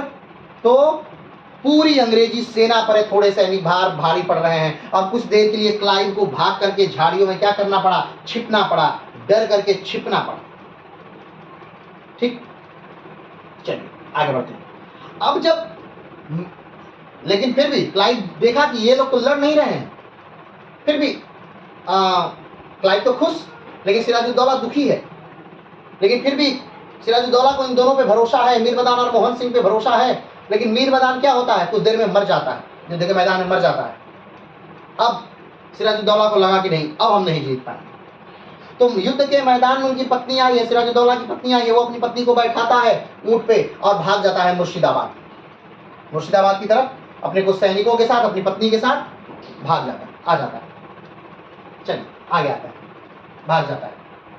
प्लासी के युद्ध में सिराजुद्दौला की पत्नी नखतून निशा भी आई थी, जिसे लेकर ऊंट से सिराजुद्दौला भागता है। अब हमने यहाँ पर ऊंट का जिक्र किया कि ऊंट से सिराजुद्दौला भागा, क्योंकि किसी पेपर में पूछा था कि सिराजुद्दौला किस चीज से बैठकर भागता है। प्लासी के युद्ध से सिराजुद्दौला किस चीज पर बैठकर भागता है? तो ऊंट पर बैठ के भागता है। प्लासी के मैदान से सिराजुद्दौला ऊंट पर बैठकर भागता है। और किसके साथ? तो अपनी पत्नी नखतून निशा के साथ सिराजुद्दौला ऊंट पर चढ़कर क्या करता है? भाग जाता है। चलिए आगे बढ़ते हैं। प्लासी के मैदान से भागकर सिराजुद्दौला अपनी राजधानी मुर्शिदाबाद पहुंचता है। हमने बताया कि प्लासी के मैदान से मुर्शिदाबाद कुछ ही किलोमीटर दूर है। ठीक, अब आप सोचिए, ऊंट पर बैठ के भाग गया, मुर्शिदाबाद पहुंच गया, तो इसका मतलब है कुछ ही दूर है। तो उस मुर्शिदाबाद, जब प्लासी के मैदान से भागकर सिराजुद्दौला अपनी राजधानी मुर्शिदाबाद पहुंचता है, जहां पर मीर जाफर के पुत्र मीरन ने उसकी हत्या कर दी। ध्यान रखिएगा, सिराजुद्दौला को प्लासी के युद्ध के समय नहीं मारा गया। जब वो मुर्शिदाबाद में पहुंच जाता है, तब मीर जाफर जो उसका सेनापति है, उसका पुत्र है मीरन, और मीरन ने हत्या कर दी। किसकी? तो सिराजुद्दौला की हत्या किसने कर दी? मीरन ने कर दी। और मीरन किसका पुत्र है? मीर जाफर का पुत्र है। ये वही मीर जाफर है जो सिराजुद्दौला का सेनापति है और धोखेबाज है और अंग्रेजों से प्लासी के युद्ध में मिल गया था। चलिए आगे बढ़ते हैं। नवीन चंद्र जो इतिहासकार हैं वो लिखते हैं कि प्लासी के युद्ध के बाद भारत के लिए काली दुख की रात प्रारंभ हो जाती है। प्लासी का युद्ध भारतीय इतिहास का एक बदलाव समय है। इसके बाद भारतीय इतिहास में अंग्रेजों का प्रवेश हो जाता है और वो अंग्रेज भारत को लूटना प्रारंभ कर देते हैं। धन का निष्कासन भारत से होने लगता है। अब तक क्या हो रहा था कि बंगाल से व्यापार करने के लिए अंग्रेजों को धन लाना पड़ता था ब्रिटेन से, और वो धन दे करके ब्रिटेन गरीब हो रहा था। लेकिन अब इस युद्ध के बाद अंग्रेजों को ब्रिटेन से धन लाने की जरूरत नहीं है, बल्कि यहीं से धन लेना है और यहीं से धन दे करके यहीं से व्यापार करना है। यानी लगाना उनको कुछ नहीं है और ढेर सारा व्यापार करना है, ढेर सारा लाभ कमाना। अब यहां से भारत गरीब होना शुरू होगा, क्योंकि भारत पे राज किया, खिलजियों ने भी किया, तुगलकों ने भी किया, लोदियों ने भी किया, गुलामों ने भी किया और मुगलों ने भी किया, लेकिन यहां से कोई लूट कर नहीं ले जा रहा था। 1206 से यहां से शासन चल रहा था। गुलाम वंश की स्थापना 1206 में हो गई कुतुबुद्दीन ऐबक द्वारा। 1206 से लेकर के अभी देख रहे 1757 तक लोगों ने शासन किया भारत पर, लेकिन भारत का धन लूट कर नहीं ले जा रहे थे, वो भारत का धन भारत में ही लगा रहे थे। दूर दूर देशों से, फारस से, अफगानिस्तान से, ईरान से, इराक से लोग आते थे यहाँ पर, टर्की से यहाँ पर नौकरियां करने के लिए, क्योंकि भारत उसमें विश्व की सबसे बड़ी अर्थव्यवस्था था। तो धन लूट कर नहीं जा रहा था, शासन हो रहा था। यहाँ का धन यहाँ के लोगों में इस्तेमाल हो रहा था। अगर इमारतें भी बन रही थी तो इस देश में बन रही थी, और जो काम मिल रहा था यहाँ के लोगों को काम मिल रहा था। लेकिन विदेशी कंपनियों के आने से क्या हुआ, वहां पर औद्योगिकीकरण हुआ उनके देश में, और उनके देश के औद्योगिकीकरण ने हमारे देश के उद्योगों की कबर तोड़ दी, और यहाँ के जो कारीगर थे वो भूखों मरने की नौबत आ गई। यहाँ की कारीगरी बंद हो गई, यहाँ के सारे कारीगर समाप्त हो गए। विश्व के सारे देशों से, उस समय के जितने ज्ञात देश थे, वहां से जो लोग भारत में काम करने के लिए आ रहे थे वो रुक गया, वो चीजें थम गई। अब भारत में लोग काम करने के लिए नहीं आएंगे, अब तो यहां से लोग काम करने के लिए जाते हैं दूसरे देशों में, क्योंकि यहाँ की अर्थव्यवस्था कमजोर है, क्योंकि इसे बहुत बेरहमी से लूटा गया।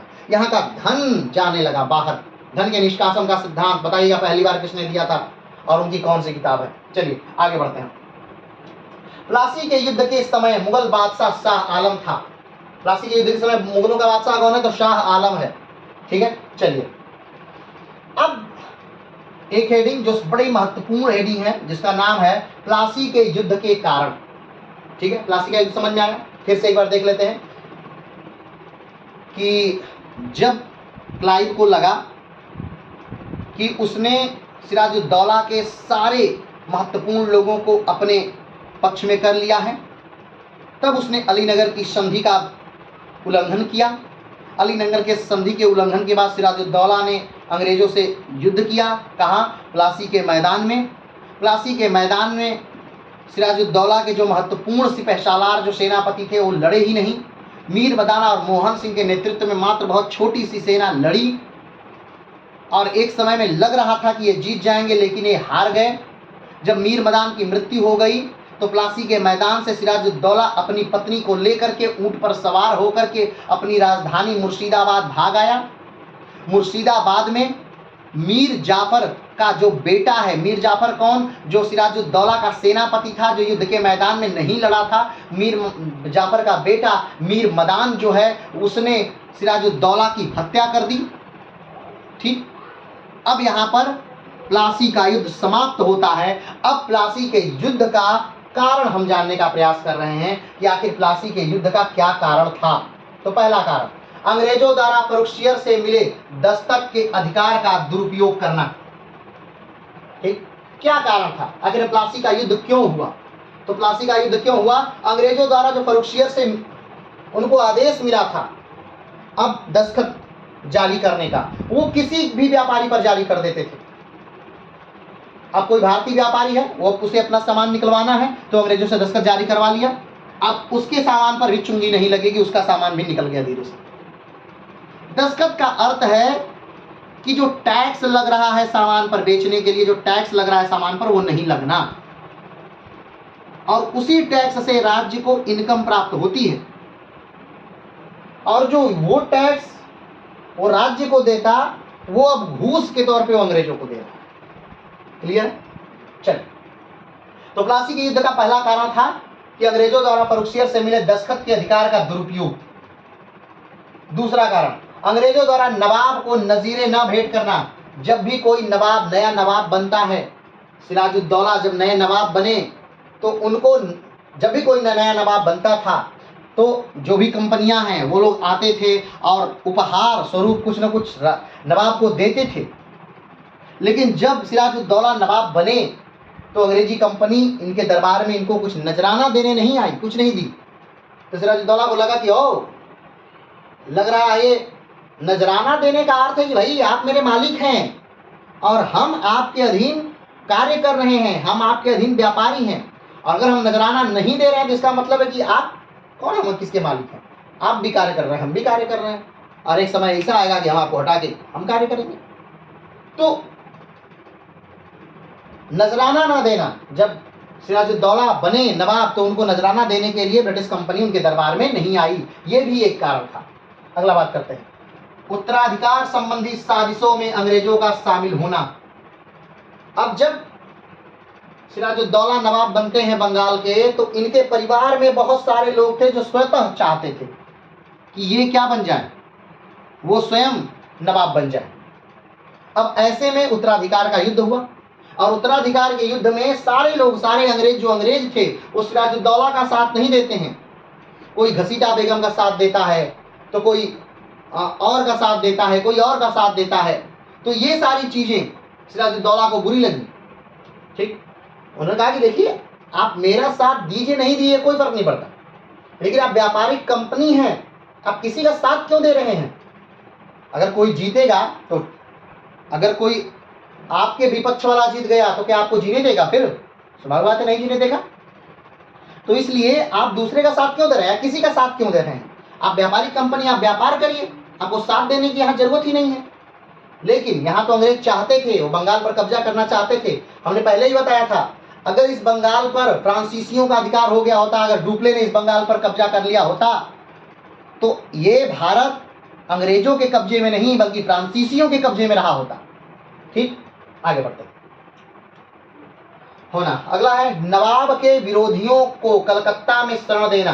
नवाब के विरोधियों यानी कि राजवल्लभ और कृष्ण वल्लभ, बाप बेटे को, ये दोनों सरकार की क्या है, विरोधी हैं। और इन दोनों विरोधियों को कलकत्ता में कौन दे रहा है, शरण दे रहे हैं, कौन? अंग्रेज। अब आप विरोधी हैं और राजा के राज्य में रह रहे हैं, और राजा के विरोध यानी नवाब के राज्य में आप हैं, ठीक, और नवाब के विरोधियों को आप शरण देंगे? स्वाभाविक बात है नहीं देंगे। लेकिन अगर आप शरण दे रहे हैं यानी नवाब से आप डरते नहीं हैं, यानी आप युद्ध को स्वयं बुलावा दे रहे हैं। तो राजवल्लभ और कृष्ण वल्लभ को शरण दिया था अंग्रेजों ने, कहाँ? कलकत्ता में। तो ये भी एक युद्ध का कारण था, प्लासी के युद्ध का ये भी एक कारण था। अगला, नवाब के आदेश के विरुद्ध अंग्रेजों द्वारा कलकत्ता में किलाबंदी जारी रखना। सिराजुद्दौला ने साफ सीधे शब्दों में सारे यूरोपियों को मना किया था कि सब लोग मान जाइए, कोई भी यूरोपीय किलाबंदी नहीं करेगा, कोई भी किलाबंदी नहीं होगी। ठीक, भाई कोई किलाबंदी नहीं होगा तो कोई किलाबंदी नहीं कर रहा था, लेकिन अंग्रेजों ने किलाबंदी नहीं रोका, ये अपना किलाबंदी करते रहे। फ्रांसीसी रुक गए, डच रुक गए, पुर्तगाली रुक गए, लेकिन अंग्रेजों ने अपनी किलाबंदी नहीं रोका, ये अपनी किलाबंदी जारी रखे। तो यानी जारी रखना है, यानी मतलब है कि भाई आप तो युद्ध चाहते हैं, तो ये भी युद्ध का एक कारण था। ठीक, आगे बढ़ते हैं।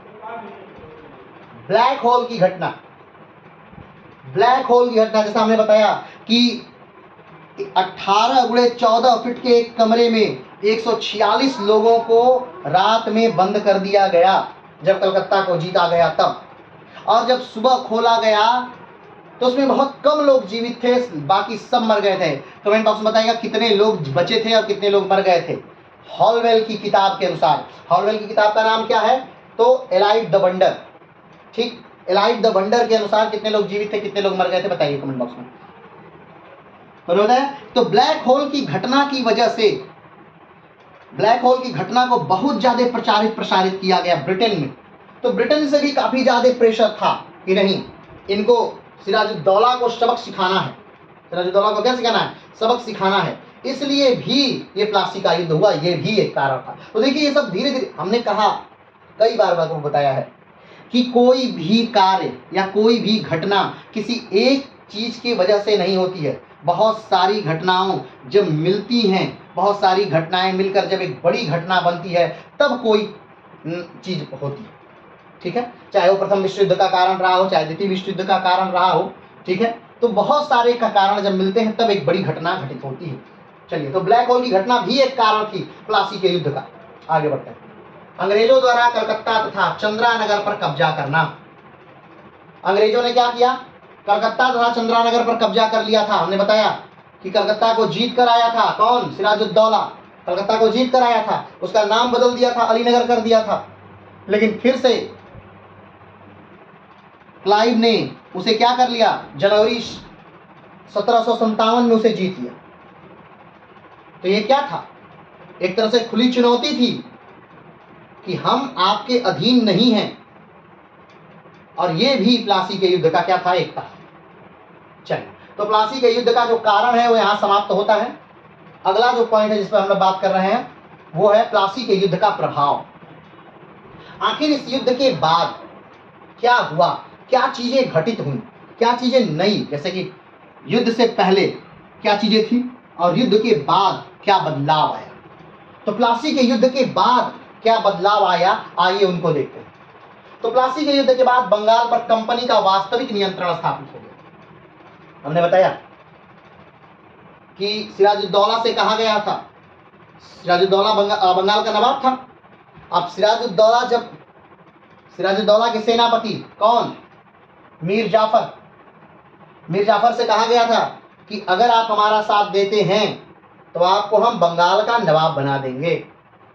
ठीक, तो जब 1757 में 23 जून 1757 को प्लासी के मैदान में जब सिराजुद्दौला हार जाते हैं और अंग्रेज जीत जाते हैं तो अंग्रेज अपनी एक कठपुतली को बंगाल का नवाब बना देते हैं।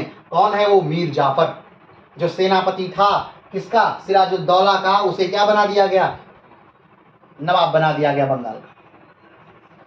अब जब मीर जाफर बंगाल का नवाब बना है तो उसे पता है कि हम अंग्रेजों से नहीं जीत सकते। वो किस प्रकार से कूटनीति करते हैं, किस प्रकार से चाल चलते हैं। ठीक, तो उसे पता है कि हम नहीं जीत सकते, इसलिए वो अंग्रेजों से दुश्मनी नहीं लेगा। और अंग्रेजों से दुश्मनी नहीं लेगा यानी चाटुकारिता करेगा, यानी अंग्रेजों की हर बात मानेगा। तो जब प्लासी का युद्ध हो गया तो नवाब कौन बन गया, एक अंग्रेजी चमचा, और अंग्रेजी चमचा यानी मीर जाफर। और जब वो अंग्रेजी चमचा जब बंगाल का नवाब बन गया तो जब भी जरूरत होती अंग्रेजों को, किसी भी चीज की जरूरत होती तो तुरंत बंगाल उसके लिए खाली रहता। बंगाल का जो स्वर्ण द्वार था उसके लिए खुला था।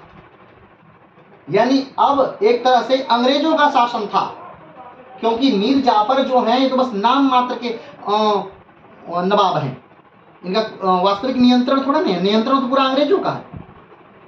तो नाम मात्र के बस नवाब है मीर जाफर। तो सीधा नियंत्रण प्लासी के युद्ध के बाद जो सीधा नियंत्रण बंगाल पर था वो किसका था, तो अंग्रेजों का हो गया। ठीक, ये एक मुख्य कारण है प्लासी के युद्ध का प्रभाव, यानी प्लासी के युद्ध के बाद जो प्रभाव हुआ, जो घटनाएं घटित हुई, वो पहला था कि प्लासी के युद्ध के बाद अंग्रेजों का सीधा नियंत्रण था बंगाल में, यानी बंगाल में मात्र मीर जाफर एक नाम के नवाब थे, उनके हाथ में कोई सत्ता, कोई ताकत, कोई पावर नहीं। आगे कंपनी ने बंगाल के वाणिज्य और व्यापार पर एकाधिकार प्राप्त कर लिया, यानी वाणिज्य पर भी, पूरी तरह से व्यापार पर भी, और बंगाल की हर एक चीज पर अंग्रेजों ने क्या कर लिया, अपना अधिकार जमा लिया। अब जब हर चीज पर उनका अधिकार है तो पूरा बंगाल उनके लिए, यानी बंगाल एक दुधारू गाय की तरह अंग्रेजों के सामने खड़ी थी। जब इच्छा हुई गए बाल्टी लेके और गाय से दूध निकाल लिया। आगे बढ़ते हैं। प्लासी के युद्ध से कंपनी को आर्थिक तथा क्षेत्रीय लाभ भी हुआ। सारे लाभ हुए, आर्थिक लाभ तो हुआ, क्षेत्रों का लाभ भी हुआ, कुछ क्षेत्र भी मिले। कंपनी की पहुंच बंगाल के समृद्ध संसाधन तक पहुंच गई। कंपनी के उत्तराधिकारियों तथा कर्मचारियों का निजी व्यापार भी चुंगी से मुक्त हो गया। अब तक क्या था, कर्मचारियों का जो व्यापार था वो चुंगी से मुक्त नहीं था। अब तक मात्र कंपनी का व्यापार चुंगी से मुक्त था, लेकिन अपना निजी व्यापार को कंपनी का व्यापार दिखाकर वो भले चुंगी से मुक्त करा लेते थे, लेकिन किसी अंग्रेज का निजी व्यापार चुंगी से मुक्त नहीं था। लेकिन 1757 के प्लासी के युद्ध के बाद जो वो भी व्यापार करते थे, कोई भी अंग्रेज अपना पर्सनल व्यापार भी करता था अंग्रेज अधिकारी, तो वो भी क्या होता था, मुक्त था, चुंगी से मुक्त। कंपनी को बंगाल, बिहार, उड़ीसा में स्वतंत्र रूप से व्यापार करने की छूट मिल गई तथा कलकत्ता से, ठीक, कंपनी का मिली, छूट मिल गई, कहाँ व्यापार करने की, बंगाल, बिहार, उड़ीसा, यानी पूरा बंगाल, उन्हें छूट मिल गई कि जाइए निःशुल्क स्वतंत्र रूप से बिना पैसा दिए आप क्या करिए, व्यापार करिए। ठीक, अब तक उन्हें कर देना था, उन्हें चुंगी देनी थी, लेकिन अब बंगाल में, बिहार में, उड़ीसा में, कहीं भी, बंगाल यानी वर्तमान बताया ना बांग्लादेश का इलाका भी, तो उस पूरे क्षेत्र पर वो व्यापार कर सकते थे और बिना एक भी रुपए दिए। और हमने आपको ये भी बताया था कि एशिया में जितना भी व्यापार हो रहा था उसका 60%, एशिया में जितना व्यापार हो रहा था उसका 60% बंगाल से व्यापार होता था। ठीक, तो अब एक कितनी बड़ी उपलब्धि थी एक तरह से। ठीक, आगे बढ़ते हैं। अंग्रेजों को कलकत्ता के निकट 24 परगने की जमींदारी मिल गई। ये पहली बार था जब किसी विदेशी कंपनी को कोई जमींदारी मिली थी। ये पहली बार था। इससे पहले किसी भी कंपनी को या किसी भी विदेशी को कोई भी जागीरदारी नहीं मिली थी। ये पहली बार ऐसा था कि विदेशियों को क्या मिल गई थी? जागीरदारी मिल गई थी।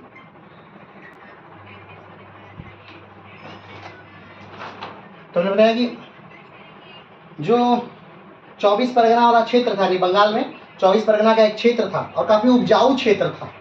तो 24 परगना का वो क्षेत्र यानी कि प्लासी के युद्ध के बाद अंग्रेजों को दे दिया गया। अब उसकी दीवानी दी गई, यानी अब सारा राजस्व 24 परगना से जितना राजस्व आएगा वो पूरा का पूरा कौन लेगा? अंग्रेज लेगा। यानी अब देखिए, अब उन्हें व्यापार करने के लिए दूसरे देश में जा करके अपने देश से धन लेकर जाने की आवश्यकता नहीं है। एक कंपनी उसको धन लेकर के दूसरे देश में व्यापार करने के लिए नहीं जाना है। अब उसको दूसरे देश में जाना है, वहीं से धन लेना है और वहीं धन दे करके या बिना धन दिए भी व्यापार करना है। यानी अब जो अब तक भारत में धन दूसरे देशों से आ रहा था, अब से भारत में अब धन जो भारत का है वो दूसरे देशों में जाएगा। ठीक, चल। तो परगने जमींदारी मिल गई। अगला क्या था? भारतीय शासक भय के कारण कंपनी का आदर करने लगे। प्लासी का जो युद्ध हुआ, अब हमने आपको बताया था कि जो प्लासी यानी जो बंगाल वाला क्षेत्र है, ये भारत का सबसे उपजाऊ क्षेत्र है। बंगाल वाला जो क्षेत्र है, अगर देखा जाए तो यहाँ विश्व के सबसे ज़्यादा अमीर लोग रहते हैं। बंगाल वाला जो क्षेत्र है, अगर देखा जाए तो यहाँ सबसे ज़्यादा जनसंख्या रहती है। यानी हर तरह से बंगाल संपन्न है। अब एक समय तो ऐसा भी है कि बंगाल के जो नवाब हैं उनकी जमीन मुगल बादशाह से कहीं ज़्यादा है। यानी जब फर्रुखशियर का शासन है या फर्रुखशियर के बाद का के जो शासक है मोहम्मद शाह रंगीला वगैरह, तो मुगल शाह रंगीला से ज़्यादा यहाँ पर जमीन है। क्योंकि हमने बताया कि म्यांमार, बांग्लादेश, उड़ीसा, बिहार, झारखंड, आसाम, ये सारे क्षेत्र और पश्चिम बंगाल, ये सारे क्षेत्र मिलाकर बंगाल हुआ करते थे। तो बंगाल का जो क्षेत्र है वो मुगलिया सल्तनत के बादशाह से ज़्यादा क्षेत्र है। तो यहाँ ये वाला क्षेत्र जब अंग्रेजों के कब्जे में है, तो इससे भारत के बाकी सारे राज्य भी जो थे वो कहीं ना कहीं अंग्रेजों से भय में आए। लेकिन अभी ध्यान रखिएगा, अभी सबसे शक्तिशाली सत्ता अंग्रेजों की नहीं है। अंग्रेज अगर अभी डरते हैं तो अभी मराठों से डरते हैं, मराठों से उनका भय है। अगर कहीं न कहीं अगर मराठे इस समय आक्रमण किए होते अंग्रेजों पर, ये 1757 वाला जो समय है मराठों के सबसे उत्थान का समय है। 1757 1758 का जो समय है मराठों के उत्थान का समय है। यही वो समय था जब मराठों ने अटक से लेकर कटक तक का क्षेत्र जीता हुआ था। तो ये मराठों के उत्थान का समय, अगर इसी समय मराठे अगर चाहे होते तो पूरी तरह से अंग्रेजी सत्ता को उखाड़ करके भारत से फेंक देते। लेकिन मराठों को क्या फर्क कि बंगाल का नवाब कौन रहे, मराठों को इससे क्या फर्क। लेकिन अगर हम बता रहे हैं कि अगर सच में उस समय ये रहा होता कि नहीं, किसी विदेशी को अपने देश में नहीं आने देता है, तो मराठे उस समय इस सत्ता को खत्म कर सकते थे। क्योंकि इसके बाद 1761 का वो समय भी आएगा जब मराठा शक्ति भी हास हो जाएगी। पानीपत के तृतीय युद्ध में लड़ और मर करके मराठा शक्ति का भी हास हो जाएगा और वो जो साम्राज्य था मराठा शक्ति का वो ध्वस्त हो जाएगा।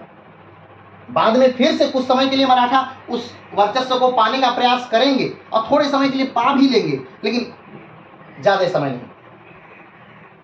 नाना फडणवीस की मृत्यु के बाद तो पूरे मराठा साम्राज्य ही एकदम बस अवनति के कगार पर रहेगा। चलिए आगे बढ़ते हैं। तो भारतीय शासक भय के कारण कंपनी का आदर करने लगे। कंपनी के गौरव में असाधारण वृद्धि हुई। अब कंपनी ने यह क्षेत्र जब जीत लिया तो उनके गौरव में क्या हुई? वृद्धि हुई। लोग मानते हैं हाँ भाई कंपनी वाले हैं, कंपनी वाले भले यही मानते हैं कि सब बेईमान हैं, चोर हैं, धोखेबाज हैं, फ्रॉड हैं, सब यही कहते हों, लेकिन हाँ ये है कि भाई कंपनी है। और कंपनी ने, एक देश की कंपनी ने ये पहली बार था, जानिएगा इतिहास में पहली बार ऐसा था कि जब किसी देश की कंपनी ने किसी दूसरे देश पर अधिकार कर लिया हो, और ये अधिकार 1857 तक रहा।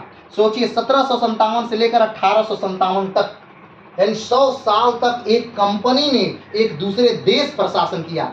एक देश की कंपनी ने, ईस्ट इंडिया कंपनी ने, ध्यान रखिएगा ब्रिटेन ने नहीं भारत पर शासन किया है 1757 से लेकर 1857 तक, नहीं, एक कंपनी ने, ब्रिटिश ईस्ट इंडिया कंपनी ने शासन किया है। और 1857 का जो विद्रोह होता है उस समय हम आजाद हुए, लेकिन किससे? कंपनी शासन से। आजाद होकर हम रानी के शासन के अंतर्गत आ गए, वहां के ब्रिटेन के पार्लियामेंट के शासन के अंतर्गत आ गए। चलिए आगे बढ़ते। इस युद्ध का दूसरा प्रभाव यह रहा कि इस युद्ध में बंगाल के नवाब का साहस समाप्त हो गया। अब बंगाल में जब नवाब दूसरे की दया पर है, जब अंग्रेजों की दया पर ही बंगाल में नवाब बैठा है मीर जाफर, तो उसमें साहस क्या ही रहेगा। अगर मीर जाफर अपने दम से बंगाल का नवाब बना होता तो हाँ उसमें साहस रहता, वो लड़ता। लेकिन जब वो अंग्रेजों की दया से बंगाल का नवाब बना है, जब मन करे अंग्रेज उसे हटा दे रहे हैं, जब मन करे उसे फिर से लल्ला दे रहे हैं, तो उसमें साहस कहां से रहेगा। चल, तो प्लासी के युद्ध का प्रभाव क्या रहा ये भी आपने देखा, प्लासी के युद्ध का कारण क्या रहा ये भी आपने देखा, प्लासी का युद्ध कहां पर लड़ा गया ये भी आपने देखा, और प्लासी का नाम किस तरह पड़ा ये भी आपने देखा। अगली हेडिंग जिस पे हम लोग बात करेंगे वो है प्लासी का वर्तमान संदर्भ, यानी वर्तमान समय में उस प्लासी के युद्ध का क्या महत्व है। वर्तमान जो आज का परिदृश्य है, आज का जो समय है, इस समय में उस प्लासी का क्या महत्व है। तो इस महत्व को दो दृष्टिकोण से देखा जाता है। एक दृष्टिकोण जो ब्रिटेन के लोग जिस दृष्टिकोण से देखते हैं कि प्लासी के युद्ध ने भारत को क्या दिया, वो दृष्टिकोण, और दूसरा दृष्टिकोण भारतीयों का दृष्टिकोण कि प्लासी के युद्ध ने भारत से क्या लिया। तो दो दृष्टिकोण, यानी प्लासी का वर्तमान संदर्भ दो तरफ से देखा जाता है। प्लासी का वर्तमान संदर्भ दो प्रकार से है, इंग्लैंड के संदर्भ में प्लासी और भारत के संदर्भ में प्लासी। इंग्लैंड के संदर्भ में प्लासी अलग नजरिया है, भारत के संदर्भ में प्लासी अलग नजरिया है। ठीक, इंग्लैंड की नजर में प्लासी के युद्ध ने भारत को बहुत कुछ दे दिया, लेकिन भारत की नजर में प्लासी के युद्ध ने भारत से बहुत कुछ छीन लिया। तो आइए दोनों को एक बार हम देख लेते हैं। तो पहला है इंग्लैंड की नजर में प्लासी का महत्व। इंग्लैंड की नजर में प्लासी का क्या महत्व है। पहला, अगर प्लासी ना होता तो भारत एक राष्ट्र नहीं बनता। प्लासी ना होते होने से मतलब है कि अगर प्लासी का युद्ध न होता, यानी अंग्रेजों का भारत में आगमन न होता, अंग्रेज भारत में न आए होते, तो आज भारत एक राष्ट्र नहीं बना होता। ठीक, ये अंग्रेजों का मानना है।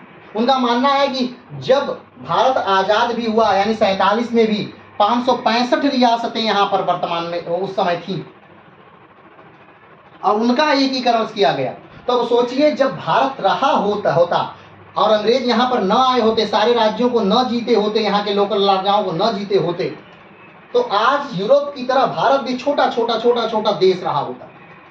कहीं अवध अलग देश रहा होता, कहीं मराठा अलग देश रहा होता, कहीं राजपुताना अलग देश रहा होता, कहीं केरला अलग देश रहा होता, कहीं बंगाल अलग देश रहा होता, कहीं अहोम अलग देश रहा होता, कहीं रोहिल्ला अलग देश रहा होता, जाट अलग देश रहा होता, कश्मीर अलग देश रहा होता। तो ये इंग्लैंड का नजरिया है।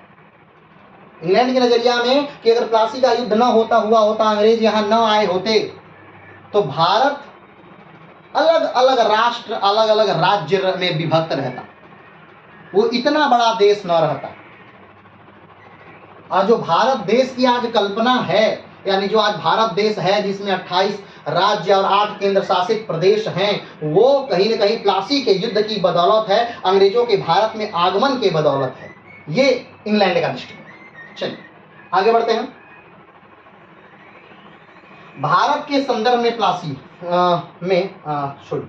ठीक, अगर प्लासी का युद्ध ना होता तो भारत राष्ट्र नहीं रहता। दूसरा, प्लासी ना होता तो भारत में राष्ट्रवाद ना होता। राष्ट्रवाद, आपने राष्ट्रवाद का मतलब कि अपने राष्ट्र के प्रति जागरूक होना, अपने भूमि के प्रति जागरूक होना यानी उसे अपनी मातृभूमि मानना।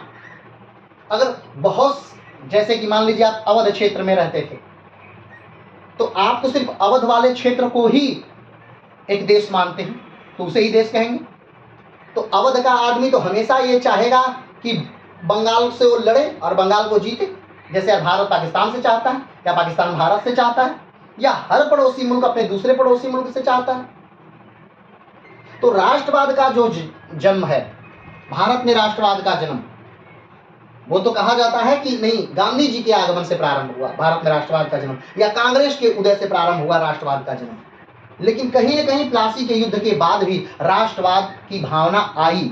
लोगों ने ये सोचा कि एक विदेशी व्यक्ति भारत में आकर भारत की भूमि को जीत लिया और हम देश में ही रह करके क्या कर रहे हैं। तो कहीं ना कहीं राष्ट्रवाद का जन्म हुआ प्लासी के युद्ध में, प्लासी के युद्ध के बाद से। ये इंग्लैंड का मानना है। आगे बढ़ते हैं। अगला है, अगर प्लासी न होता तो भारतीय प्रशासन में एकीकरण न होता। भारतीय प्रशासन में एकीकरण मतलब जहां से एक जगह से पूरा प्रशासन का नेतृत्व हो रहा है, एकीकरण कहाँ हो पाता। अलग अलग राज्य या अलग अलग राष्ट्र अपना अलग अलग नेतृत्व करते।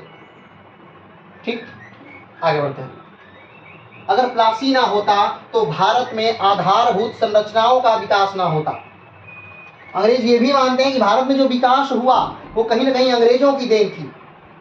चाहे वो डाक व्यवस्था रही हो, चाहे वो थानों की व्यवस्था रही हो, चाहे वो सड़कों की व्यवस्था रही हो, चाहे वो रेलगाड़ियों की व्यवस्था रही हो, चाहे वो बंगाल में ट्राम की व्यवस्था रही हो, या ऐसी बहुत सारी चीजें। तो एक तरह से आधुनिकीकरण का जनक भी माना जाता है कि कौन था, प्लासी का युद्ध ही था। अगर प्लासी ना होता रहा होता तो अंग्रेज भारत में आए नहीं रहे होते और भारत में आधुनिकीकरण नहीं हुआ रहता, वो आज भी पुराने ही जमाने में जी रहे होते। विकास तो होता लेकिन वही अफ्रीका के देशों जैसे की बात तक उन्हें कुछ पता ही नहीं चल पाता। ये भी एक दृष्टिकोण है कि किस नजर में, तो इंग्लैंड के संदर्भ में प्लासी। आगे बढ़ते हैं। भारत में आधुनिक शिक्षा का प्रारंभ ना होता। भारत की जो शिक्षा व्यवस्था थी, अगर हम नाम लें तो तक्षशिला, नालंदा, विक्रमशिला, ये विश्वविद्यालय तब तक नष्ट हो चुके हैं, समाप्त हो चुके हैं। भारत की शिक्षा व्यवस्था जर्जर हो चुकी है। तो यहां पर एक नई आधुनिक शिक्षा पद्धति का जो जन्म हुआ वो किसके कारण हुआ, वो कहीं ना कहीं अंग्रेजों के कारण हुआ। अंग्रेजों ने यहां विश्वविद्यालय खोले यूरोपीय शैली पर। तो इंग्लैंड का ये भी मानना है, यानी कि इंग्लैंड के नजरिए से ये भी मानना है प्लासी का वर्तमान संदर्भ में कि अगर यहां पर प्लासी का युद्ध न हुआ होता, अंग्रेज भारत में न आए होते, तो आधुनिक शिक्षा जो आज हम ले रहे हैं वो शिक्षा नहीं होती, हमारी शिक्षा कुछ अलग होती। तो आधुनिक शिक्षा का जो पैटर्न आज चल रहा है, जो आज यूनिवर्सिटियां जिस तर्ज पर चल रही हैं, जो स्कूल आज के तर्ज पर चल रहे हैं, वो कहीं ना कहीं अंग्रेज, पूरी तरह से अंग्रेजों की देन है। जो ड्रेस कोड है, जो चीजें हैं, वो सब कुछ शिक्षा व्यवस्था में अंग्रेजों की देन है, ऐसा इंग्लैंड के नजरिए से। चल, भारतीय संसद व्यवस्था ना होती, लोकतंत्र ना होता। जो लोकतंत्र है, वैसे तो हम कहते हैं कि विश्व का सबसे पुराना लोकतंत्र कहीं कहीं भारत में था, लिच्छवी गणराज्य में था, ऐसा हम कहते हैं। लेकिन अगर वर्तमान उस समय देखा जाए, 1757 के हिसाब से देखा जाए, तो कहीं कोई लोकतंत्र नहीं था, हर तरफ राजतंत्र था। तो कहीं ना कहीं भारत में राजतंत्र व्यवस्था ही रहती, और वो कैसी होती ये कहा नहीं जा सकता। तो भारत में संसदीय व्यवस्था स्थापित करने का श्रेय, भारत में लोकतंत्र स्थापित करने का श्रेय कहीं ना कहीं इस प्लासी के युद्ध को दिया जा सकता है कि भारत में प्लासी के युद्ध ने लोकतंत्र को स्थापित किया, भारत में प्लासी के युद्ध ने राजतंत्र को हटाया। भारत में ये सब प्लासी का युद्ध का तात्पर्य कि अंग्रेजों का भारत में आगमन से है। तो अंग्रेजों के भारत के आगमन ने इन सारी चीजों को क्या किया, समाप्त किया, और भारत में लोकतंत्र का जन्म किया, संसद व्यवस्था का जन्म, संसदीय व्यवस्था का जन्म हुआ। ठीक, ये सारी चीजें इंग्लैंड के नजरिए से, ठीक, भारतीय परिप्रेक्ष्य में तो ये था किस परिप्रेक्ष्य में, इंग्लैंड के संदर्भ में प्लासी, कि इंग्लैंड के संदर्भ में प्लासी किस हिसाब से है, तो इंग्लैंड के संदर्भ में प्लासी। आइए अगली हेडिंग देखते हैं, भारतीय परिप्रेक्ष्य में प्लासी का आधुनिक महत्व। यानी भारतीय परिप्रेक्ष्य में, आज के परिप्रेक्ष्य में, आधुनिक परिप्रेक्ष्य में उस प्लासी के युद्ध का, यानी अंग्रेजों के भारत में आगमन का क्या महत्व था। ठीक, चलिए, प्लासी न होता तो भारत गुलाम न होता। स्वाभाविक बात है, भारत जो लगभग 300 सालों तक, यानी 1757 से 1857, फिर 1957, ठीक, और उससे पहले से अंग्रेज कहने थे, तो लगभग 200 सालों तक जो हम गुलाम रहे, जो हमने दूसरों की गुलामी की, हमें यहाँ से गुलाम बनाकर कहीं कनाडा भेजा जाता था, कहीं अमेरिका भेजा जाता था, दूसरे देशों कहीं ऑस्ट्रेलिया भेजा जाता था। तो जो हम गुलाम रहे, हम 200 सालों तक गुलाम नहीं रहे होते। अगर प्लासी का युद्ध न हुआ होता, यानी अंग्रेज भारत में न आए होते, तो हम 200 सालों तक गुलाम अब नहीं रहे होते। हम कब का स्वतंत्र हो गए होते। ठीक, पहला, भारतीय आर्थिक रूप से कमजोर न होते। हमने अब आपको बताया कि औरंगजेब के समय में भारत विश्व की सबसे बड़ी अर्थव्यवस्था थी, यहाँ के सैनिक सबसे बड़े लड़ाके थे, यहाँ बंगाल वाले रीजन में विश्व के सबसे अमीर लोग थे, बंगाल विश्व का सबसे ज्यादा उपजाऊ क्षेत्र था, यहाँ सबसे ज्यादा अमीर लोग बसते थे, सबसे ज्यादा जनसंख्या थी, विश्व के सारे लोग या यूरोप और एशिया के देशों के बहुत सारे लोग, ज्यादा से ज्यादा लोग यहाँ पर काम करने आते थे, यहाँ पर अपनी जीविकापार्जन के लिए आते थे। जो व्यापारिक कंपनियां हैं, 60% अपनी जो व्यापार है वो मात्र एक राज्य, एक प्रांत बंगाल से करती थी। 60% व्यापार पूरे एशिया में, जो 60% व्यापार होता था सिर्फ बंगाल से होता था। 40% में पूरा एशिया, सोच लीजिए, विश्व का सबसे बड़ा महाद्वीप जो है। ठीक, आगे बढ़ते हैं। तो भारत आर्थिक रूप से कमजोर न होता, आज हम जो इतनी गरीबी में हैं, हम गरीब न होते, क्योंकि हमारे पास सोने का भंडार रहा होता। ठीक, दूसरा पॉइंट, भारत में अकाल न होता। एक समय ऐसा था कि जब ब्रिटेन लड़ रहा था, प्रथम विश्व युद्ध में, द्वितीय विश्व युद्ध में लड़ रहा था, और बंगाल से चावल बोरे के बोरे भर करके उनके देशों में भेजे जा रहा था, जबकि हमारे देश में, हमारे बंगाल में अकाल पड़ा हुआ था। तो हमारा देश अकाल की मार झेल रहा था, और हमारे देश का अनाज दूसरे देशों में भेज दिया जा रहा था, दूसरे के सैनिकों को खाने के लिए। जो युद्ध हमारा नहीं था, उस युद्ध में हमें जबरदस्ती झोंक दिया गया था। हमारे सारे संसाधन का उसमें इस्तेमाल हो रहा था, हमारे सारे लोगों का उसमें इस्तेमाल हो रहा था। तो धन और जन दोनों की हानि हो रही थी उस युद्धों में। ठीक, तो भारत में अकाल न होता, यानी हम भारत में इतनी बड़ी मात्रा में, लगभग 30 लाख कहा जाता है कि उस समय लोग मरे थे भारत में। तो वो लोग मरते नहीं, वो लोग जिंदा रहते। या अकाल उतना ज्यादा जो पड़ा भारत में, वो अकाल न पड़ता, क्योंकि हम इतने समृद्ध क्षेत्र थे, हमारे यहाँ अकाल का कोई प्रश्न ही नहीं था। हम इतना उपजाऊ क्षेत्र थे, हमारे यहाँ अकाल का कोई प्रश्न ही नहीं था। आगे बढ़ते, भारत में गरीबी न होती। भारत से सारे धन को निष्कासित कर लिया गया, धन भर भर के बोरों में नावों पर लाद लाद कर भेजा जाता था। यही क्लाइव, जिसने प्लासी के युद्ध को लड़ा, जब ये ब्रिटेन गया तो इसने कई जहाजें भरकर सामान लेकर ये ब्रिटेन गया, और इसके पास इतना वहां पैसा हो गया। अब सोच लीजिए, मात्र एक कंपनी में अदला सा मुलाजिम जो कार्य कर रहा है, एक कंपनी में काम करने वाले व्यक्ति के पास अथाह धन हो गया है, जो ब्रिटेन के सबसे अमीर लोगों में जाकर के शुमार हो गया है। अब सोच लीजिए उसके पास कितना धन हो गया है, उस क्लाइव के पास कितना धन हो गया है कि ब्रिटेन के सबसे अमीर लोगों में शुमार हो गया है। वो पार्लियामेंट की सीट जाकर खरीद ले रहा है, उस पर एक इंक्वायरी बैठ जा रही है, उसके धन की जांच के लिए इंक्वायरी बैठ जा रही है। बाद में उसने पैसा देकर उस इंक्वायरी को भी दबा दिया, लेकिन बाद में उसे आत्महत्या करना पड़ा उस क्लाइव को, कि इतना धन वो भर कर कहां से पा गया, इतना धन वो कहां से पाया, वो सारी चीजें। तो सोचिए, जब एक ने, मात्र एक ने इतना लूटा, तो कितने अंग्रेजों ने अपना पर्सनल, कंपनी को छोड़ दीजिए कंपनी ने कितना लूटा, अब पर्सनल एक एक अंग्रेजों ने कितना लूटा होगा। तो पूरी तरह से इसे लूटा जा रहा था, इसे नोचा जा रहा था, इसे निचोड़ा जा रहा था। चलिए, भारत में भूखमरी ना होती, भारत में आईएएस ना होते। जो आज आईएएस वाला, आईसीएस वाला जो है, ये कहीं न कहीं इंग्लैंड द्वारा ही थोपा गया था। आगे बढ़ते हैं। भारत में राष्ट्र विभाजन, भारत में सामाजिक विभाजन प्लासी की देन है। अगर हम ध्यान से देखें तो हिंदू मुस्लिम वाली कट्टरता भारत में कहीं नहीं थी। ये विभाजन करो और शासन करो कि अंग्रेजों की नीति ने कहीं न कहीं हिंदू और मुस्लिमों में कट्टरता भर दी। नहीं तो अकबर जैसे बादशाह यहाँ विराजमान रहने वाले लोग थे, जिनका कदम से कदम मिलाकर हिंदुओं ने साथ दिया था। कहीं हिंदू मुस्लिम दंगा का उल्लेख जल्दी नहीं मिलता है, लेकिन इसने, अंग्रेजों ने, इस प्लासी के युद्ध ने मात्र एक देश पर राज्य करने के लिए इसे दो धर्मों में बांट दिया, संप्रदायों में बांट दिया, जातियों में बांट दिया और इस पर शासन किया। चलिए, भारत में भुखमरी ना होती, भारत में आयुष ना होते, भारत में राष्ट्रों में विभक्त, और जाते जाते भारत दो राष्ट्रों में विभक्त ना होता, जाते जाते अंग्रेजों ने 1947 में भारत को दो राष्ट्रों में विभक्त कर दिया, भारत, हिंदुस्तान और पाकिस्तान।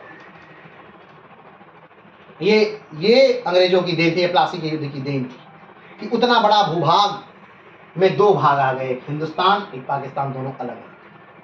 चलो, अगली जो हेडिंग है यह है बंगाल की बर्बादी का कारण।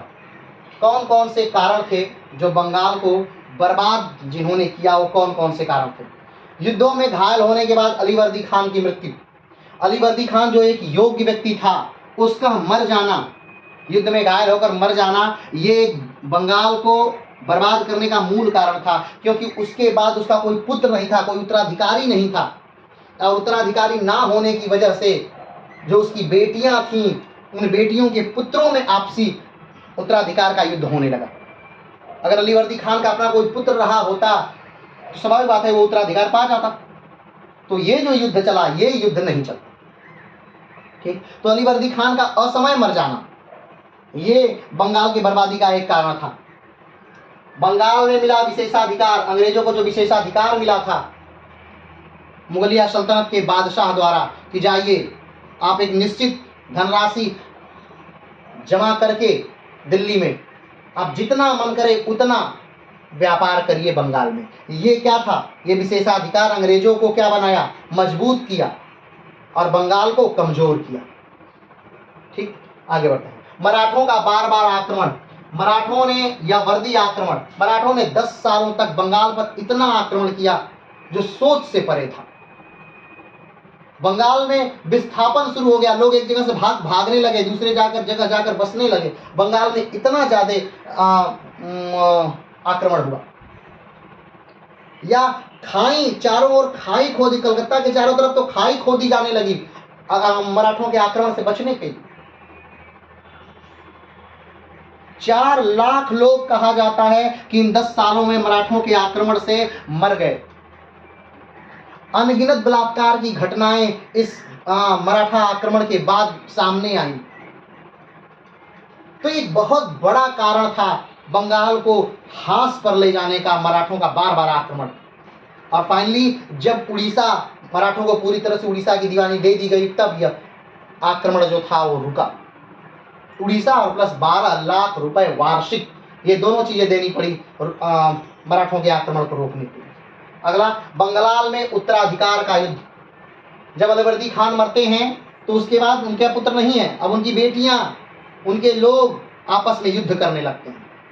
और वो युद्ध करना ही इन विदेशियों को, इन अंग्रेजों को आमंत्रित करता है कि आइए आप हमारे मुद्दे में अपनी टांग अड़ाइए। और धीरे धीरे बंगाल नेस्तो नाबूद होता चला गया।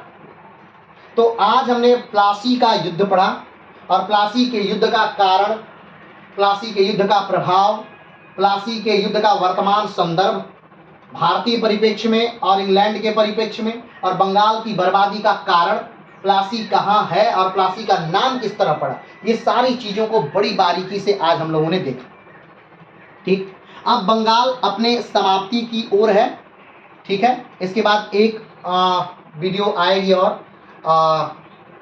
बक्सर का युद्ध, और बक्सर के युद्ध के बाद ये जो बंगाल है ये आपका समाप्त हो जाएगा।